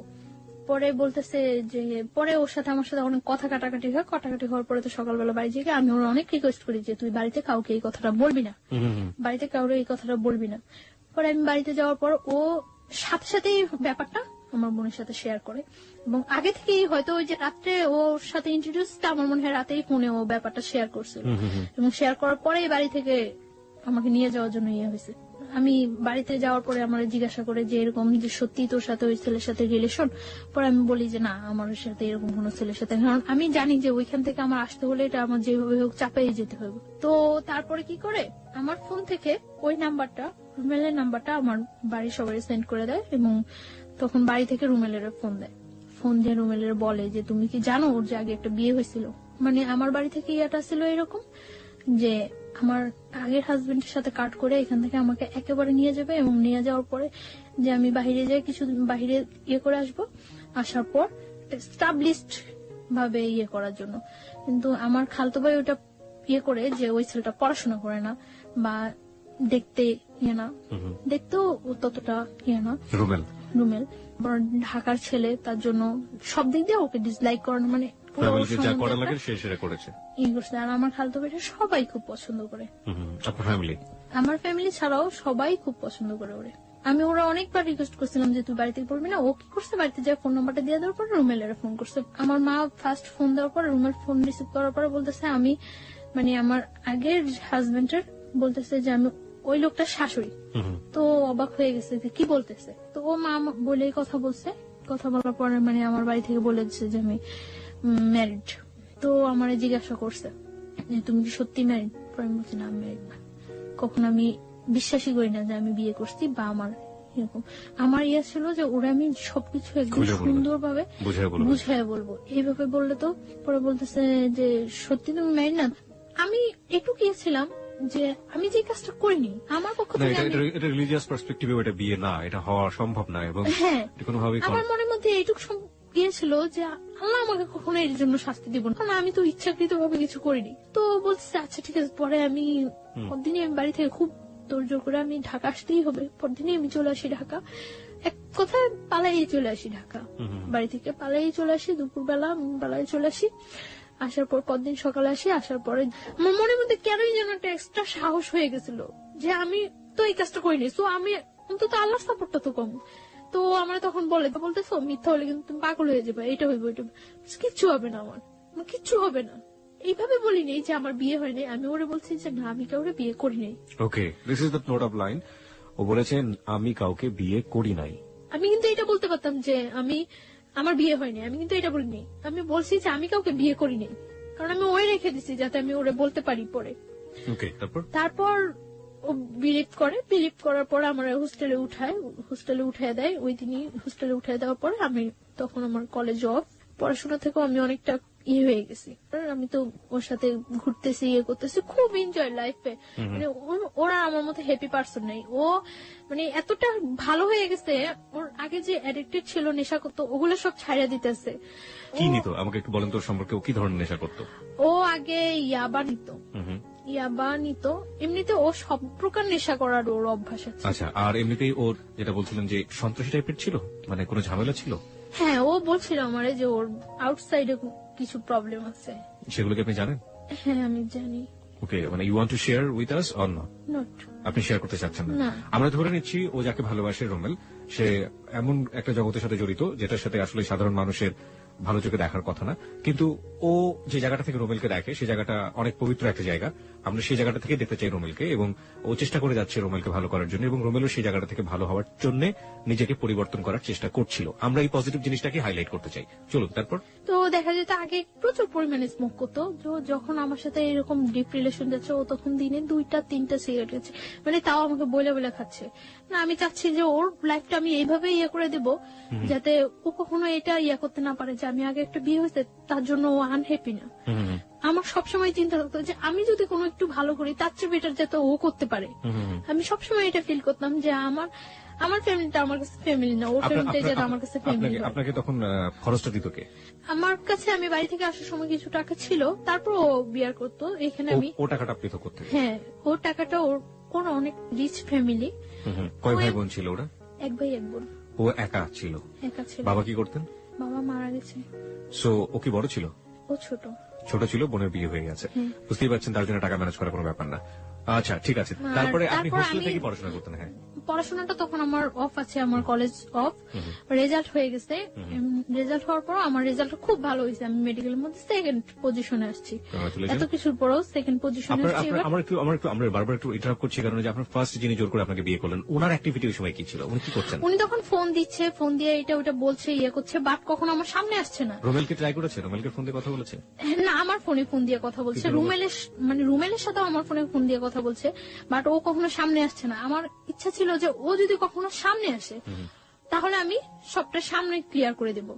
আমি তার জন্য বারে রুমেলকে বলতাম, মানে তখন তো ও জানতো না। তখন ওই ছেলেটা মানে বলতো, তখন আমি তো বলিনি, ওই ছেলেটা বলতো। তখন আমি বলতাম যে আচ্ছা ওই ছেলেটা তুমি সামনে আসতে বলো। সামনে আসার পরে আমি বুঝছিলাম যে ওই ছেলেটা যদি সামনে আসে, সামনে আসার পরে আমি সব ক্লিয়ার। আপনারা খুব সুন্দর একটা সময় পার করছিলেন দুজনে মিলে। হ্যাঁ, ওখান থেকে শুরু করতে চাই।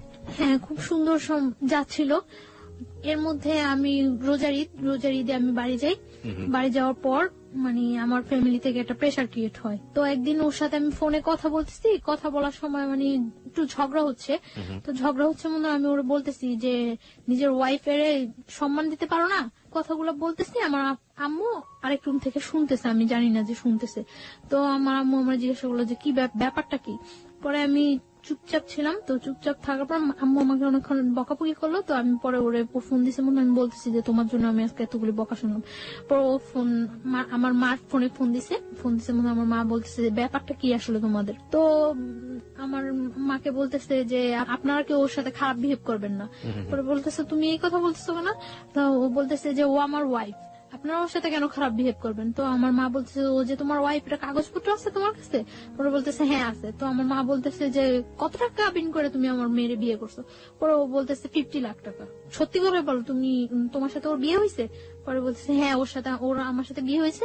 আপনারা ওর ইচ্ছাগুলো আটকে রাখতে পারবেন না, আমি কিন্তু জোর করে হলো ওর কাগজপত্র দেখায় আইনের ব্যবস্থা নিয়ে ওরে নিয়ে আসবো। আমার জিজ্ঞাসা করছে মতো আমি বলছি হ্যাঁ হয়েছে। আস্তে আস্তে চুপচাপ হয়ে গেছে এবং চাইতেছে যে ওর সাথে ফেস টু ফেস দেখা করে কথা বলে ইয়ে করার জন্য। পরে রোজার ঈদের পরে আমি ঢাকা চলে আসছি। আমি আসার পরে আমরা সিলেট যাই ঘুরতে।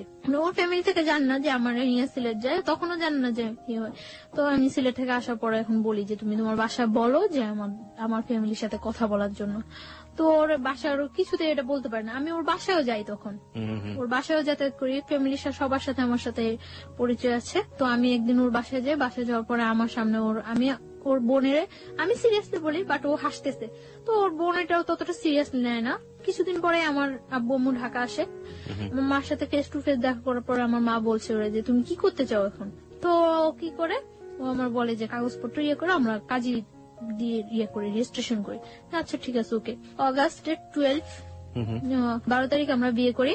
ও বলে যে 1 লাখ টাকা কাবিন করবো। আমি সেটাই রাজি হয়ে যাই, কারণ আমার মনের মধ্যে কোনো টাকাটা কোনো ফ্যাক্টই ছিল না। ও বলে যে 1 লাখ টাকা কাবিন করবো, আমি ওকে ডান 1 লাখ টাকা কাবিন। ওরা যেভাবে ইয়ে করছে, ওর ফ্রেন্ড নিয়ে গেছে, যেভাবে ইয়ে করছে ওইভাবে। তো বিয়ে করার পরে ও এখন আর আমার বাইরে রাখবো না, ওকে, ওর বাসায় নিয়ে যাবে। তো আমি চাইছিলাম যে তখন কিছুদিন বাইরে থাকি এবং ওর সাথে আমি ব্যাপারটা শেয়ার করি, কিন্তু ও খুব তোড়জোড় করে বাসায় নিয়ে যাওয়ার জন্য। ওর দুলাভাই ওরে বলে যে বিয়ে যখন করছো তখন বউ বাইরে রাখবা কেন। ওর বোন এর আগে আমার ফোন দেয়, বাসায় যাওয়ার আগে ওর বোন আমার ফোন দেয়, ফোন দিয়ে বলে যে তুমি আইসো না বাসায়, তুমি আইসো না। ও কোনো কাজ করে না, তোমার কি খাওয়াইবো, তোমার খাওয়াইতে হইলে আমাকেই খাওয়াইতে হইব, তুমি এখন আইসো না। আমি তখন মনে মনে ফিল করতেছিলাম যে ও যদি কিছু নাও করতে পারে কখনো, আমি তো করতে পারবো। ও যদি কিছু নাও করে, আমি ওর মতো ওর ফ্যামিলিতে বিয়ার করা আমার পক্ষে কোনো ইয়ে হবে না, যেহেতু আমি ইয়েটা কন্টিনিউ করতেছি এবং আমার রেজাল্টটা এত ভালো, তো আমার এটা কোনো প্রবলেমই হবে না। তো ও নিতে আসে আমারে হোস্টেলের ওইখানে, তো আমি যাই ওর সাথে, বাসায় যাই।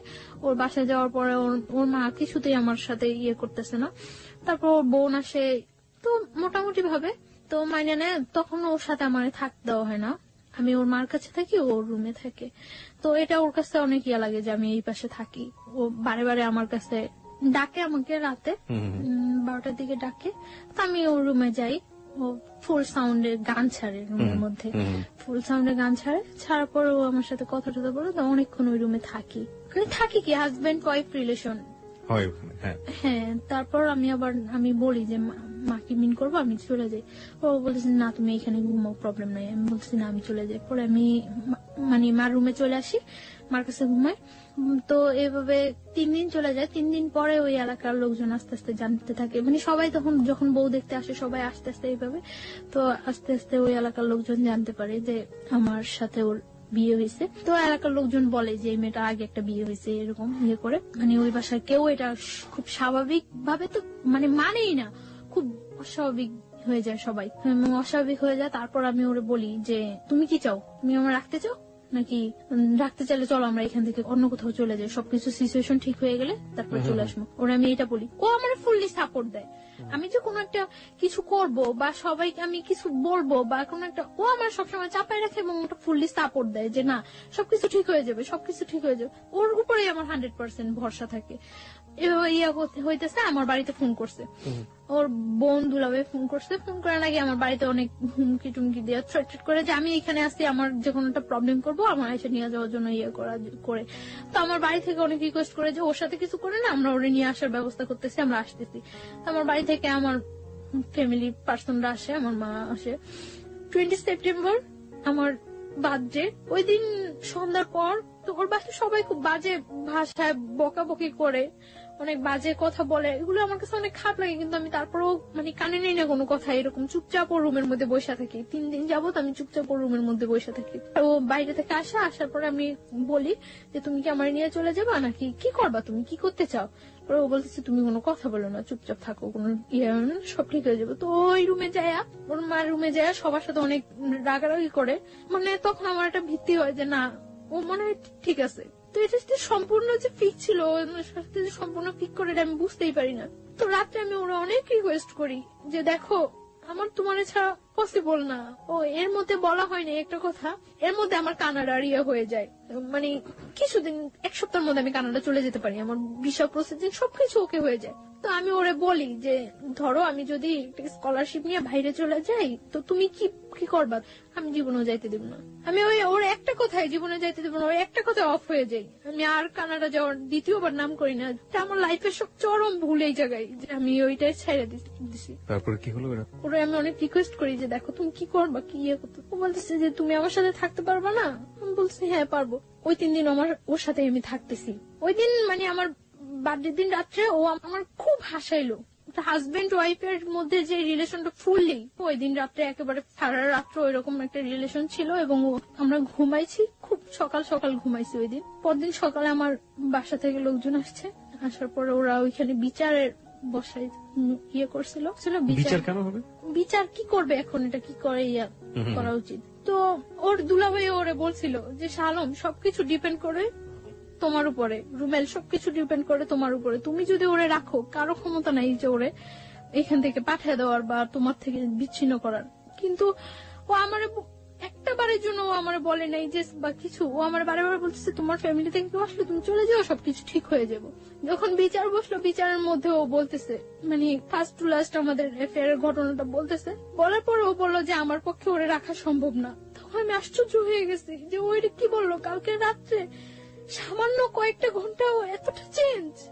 আমি হতবাক হয়ে গেছি যে ও কি বললো। ও বারে বারে সবাই ওরে জিজ্ঞাসা করতেছে যে তুমি যেটা করবা সেটাই হইব, তুমি যেটা বলবা সেটাই হইব। ও বারবার বলতেছিল এবং নিজে স্টা মারাইছে, নিজে মানে সবকিছু নিজে করাইছে, একেবারে ডিভোর্সের করছে। আমার যখন সবাই বলতেছিল যে তুমি কি বলো তুমি কি বলো, তখন আমি বারে বারে বলছি যে ও যেটা করবে সেটাই, ও যেটা বলবে সেটাই। আমি বারবার চাইছিলাম যে ও একটা কথা বলুক যে না আমি ওরে বিয়ে করছি, ওরে আমি লাভ করে ওরে আমার পক্ষে ছাড়া সম্ভব না, কিন্তু ও এই কথাটা বলে নাই। তখন আমি ওরে ওর রুমে ডাইকে নিয়ে যাই।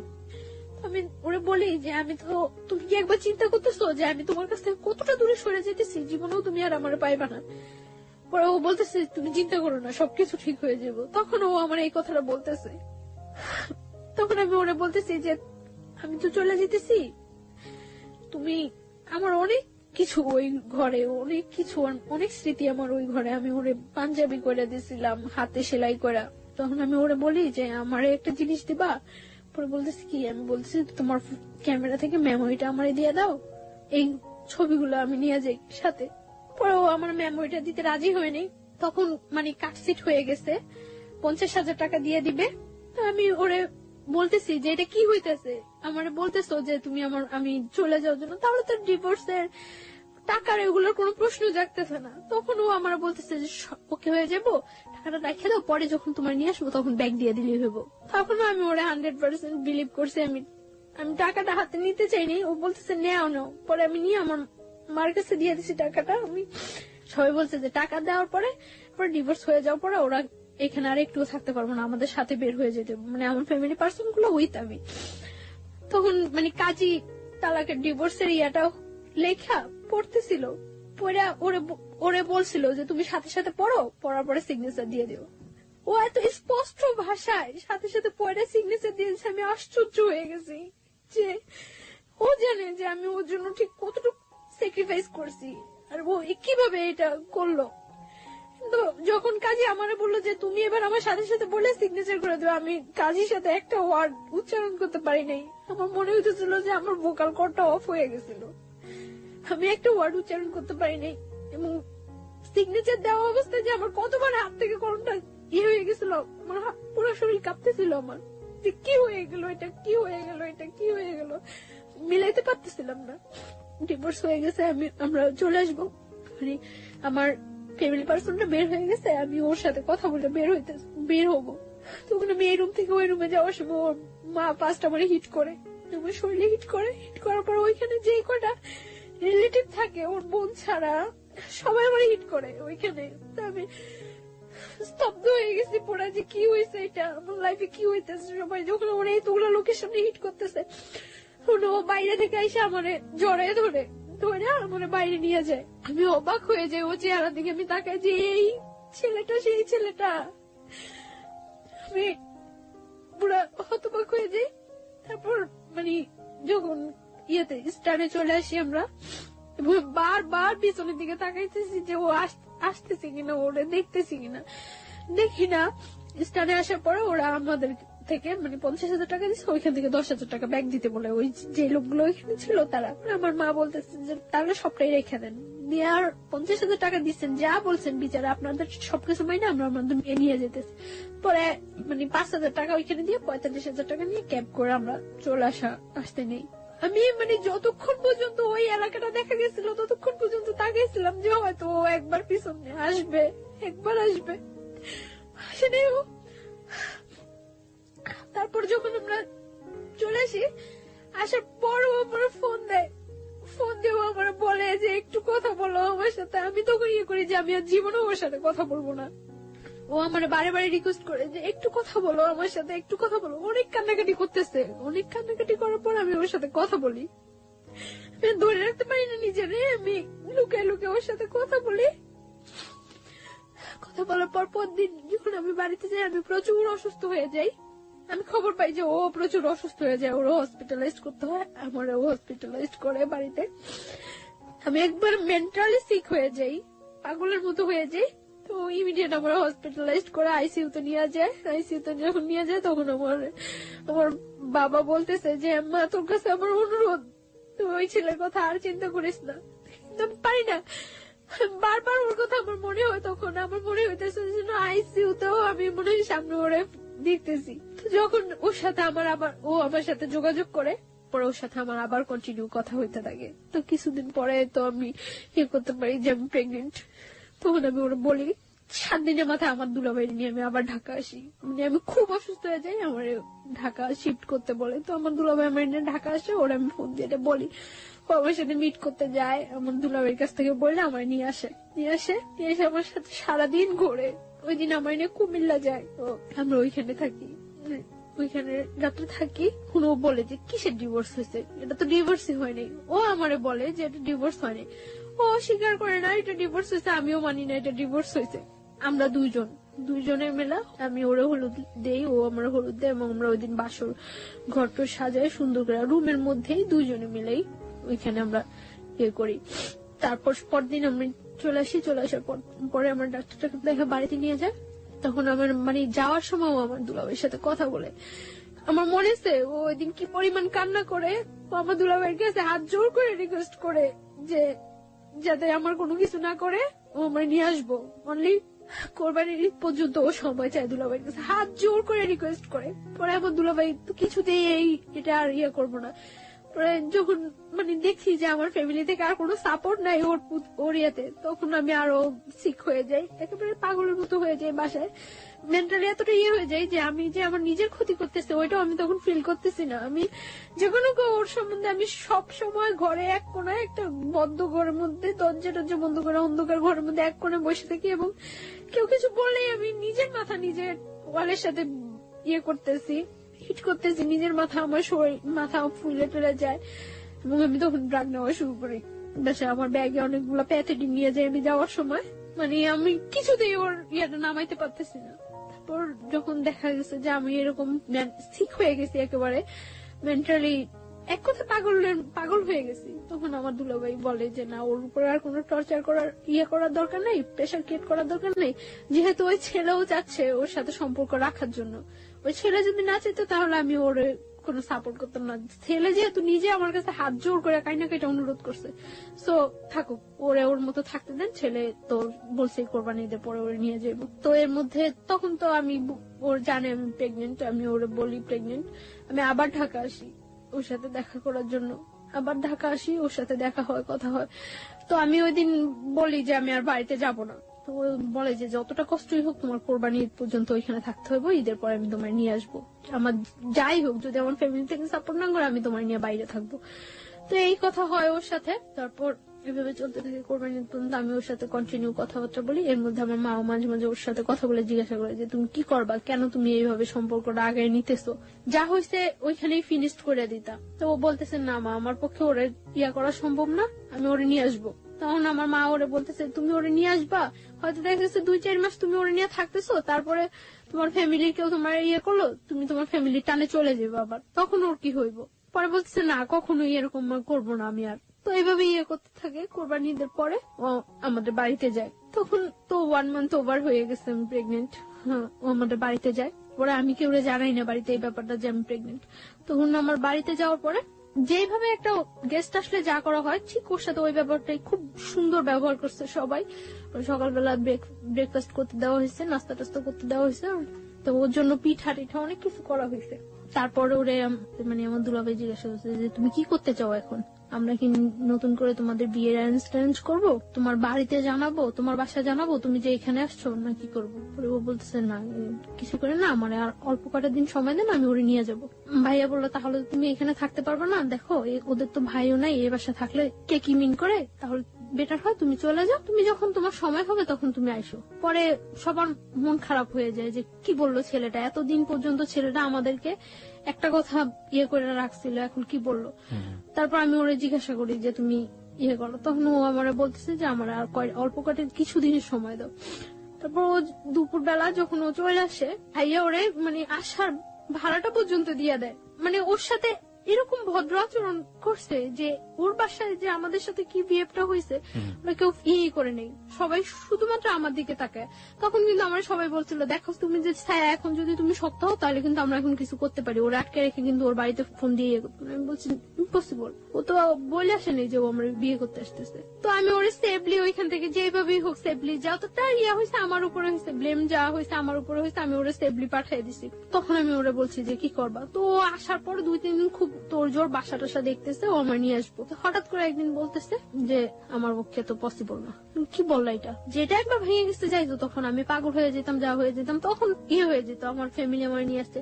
এখন তুমি এটা কি বললা? পরে আবার বলতেছে যে না ঠিক আছে। তো এখন তো দিন যাইতেছে, আমার বাসায় জানাজানি হয়ে যায় যদি যে আমি প্রেগনেন্ট, তাহলে তো একটা প্রবলেম। হয়তো আমার বাসায় জানাজানি হয়ে গেলে ওর বিরুদ্ধে যে কোনো একটা অ্যাকশন নিবে, সেটা আমার মনের মধ্যে আরো একটা ভয় কাজ করতেছে। আমি আসলে অনেক বেশি থান্ডার্ড হয়ে গেছিলাম। আমার মনে হচ্ছে আমার লিসনাররা ভাববে যে আমি এখানে নাই। আমি ওর কান্নার শব্দ শুনে আসলে অনেক বেশি থান্ডার্ড হয়ে গেছে, আমার নিজের চোখে পানি চলে আসছে, আমি আসলে কথা বলতে পারছিলাম না। গল্পের একেবারে শেষের দিকে আমরা চলে এসেছি। আমি কিছু কোশ্চেন আপনাকে করতে চাই। প্রথম প্রশ্নটা হচ্ছে, আপনি কয় মাসের প্রেগনেন্ট এই মুহূর্তে? 4 month। 4 month। মানে what's your decision about your baby? আমি আমার বেবিটা রাখতে চাই, বাই অ্যাট এনি কস্ট।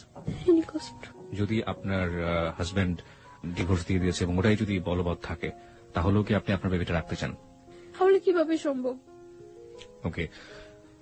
ও আচ্ছা, আর আরেকটা যেটা, সেটা হচ্ছে যে আপনার প্রথম হাজবেন্ড আর পরবর্তীতে যোগাযোগ করেনি? না, ওর সাথে পরবর্তীতে ও আর কোনো ইয়ে যোগাযোগ করেনি, কোনো কিছু ইয়ে হয়নি। আর ওর সাথে ওকে ডিভোর্স দিয়ে দিয়েছে? হ্যাঁ, ওর সাথে আমার ফ্যামিলি থেকে Divorce কার্ড সিট, হ্যাঁ যখন ফার্স্টলি আমার বাড়িতে নিয়ে যায় তখনই ওর সাথে ডিভোর্স হয়ে কার্ড গেছে। সিট করে ওকে, দিয়েছে। সেকেন্ড হাজবেন্ড যে ছিল তার সাথে এখন বর্তমান কতদিন যাবত আপনার যোগাযোগ হয়নি? এখন এই শুক্রবার থেকে হচ্ছে না, লাস্ট এর মধ্যে আমি যখন আপনাদের কাছে ফোন করছিলাম তার কিছুদিন গ্যাপ ছিল, তারপর ও আবার আমার কাছ থেকে 1 সপ্তাহ সময় নিছিল। ওর অবস্থা হচ্ছে কখনো ফ্যামিলির কাছ থেকে ও মোটিভেট হচ্ছে, কখনো আপনার কাছ থেকে ও আসলে সিদ্ধান্ত নিতে পারছে না, সিদ্ধান্ত নিতে পারতেছে না যে ও আসলে কি করবে।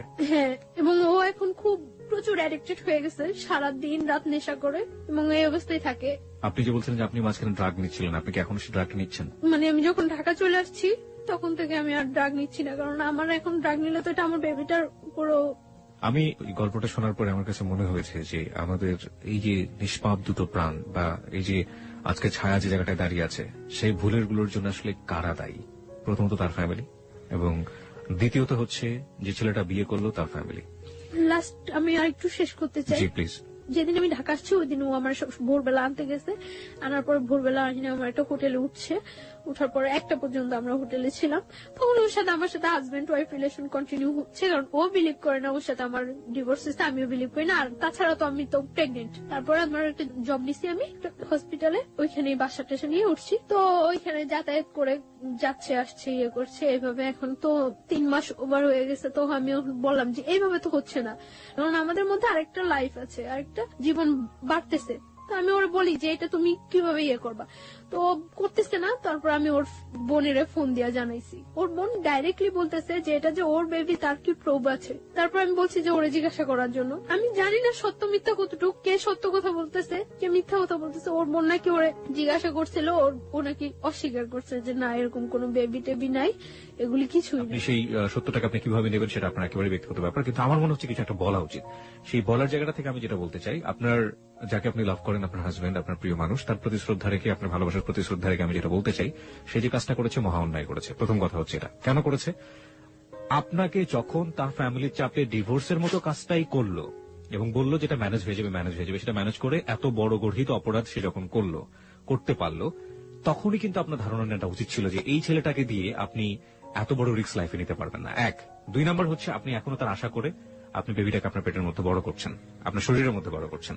আপনি কিন্তু প্রথম মেসেজটা পেয়ে গিয়েছেন যে তাকে নিয়ে আপনি আসলে কতটা শক্তিভাবে দাঁড়াতে পারেন, কিন্তু আপনার ভালোবাসা সম্পূর্ণই অবুঝ, এবং সেই জায়গাটা থেকে আপনি এখন, আমরা যতই বুঝেন এখন আপনি বুঝবেন না। তবে আমিও চাইবো না, কোনোভাবেই চাইবো না, আমি ব্যক্তি মানুষ হিসেবে চাইবো না যে আপনার এই বেবিটা নষ্ট হয়ে যাক, আপনার এই বেবিটা পৃথিবীতে না আসুক, কোনোভাবেই চাইবো না।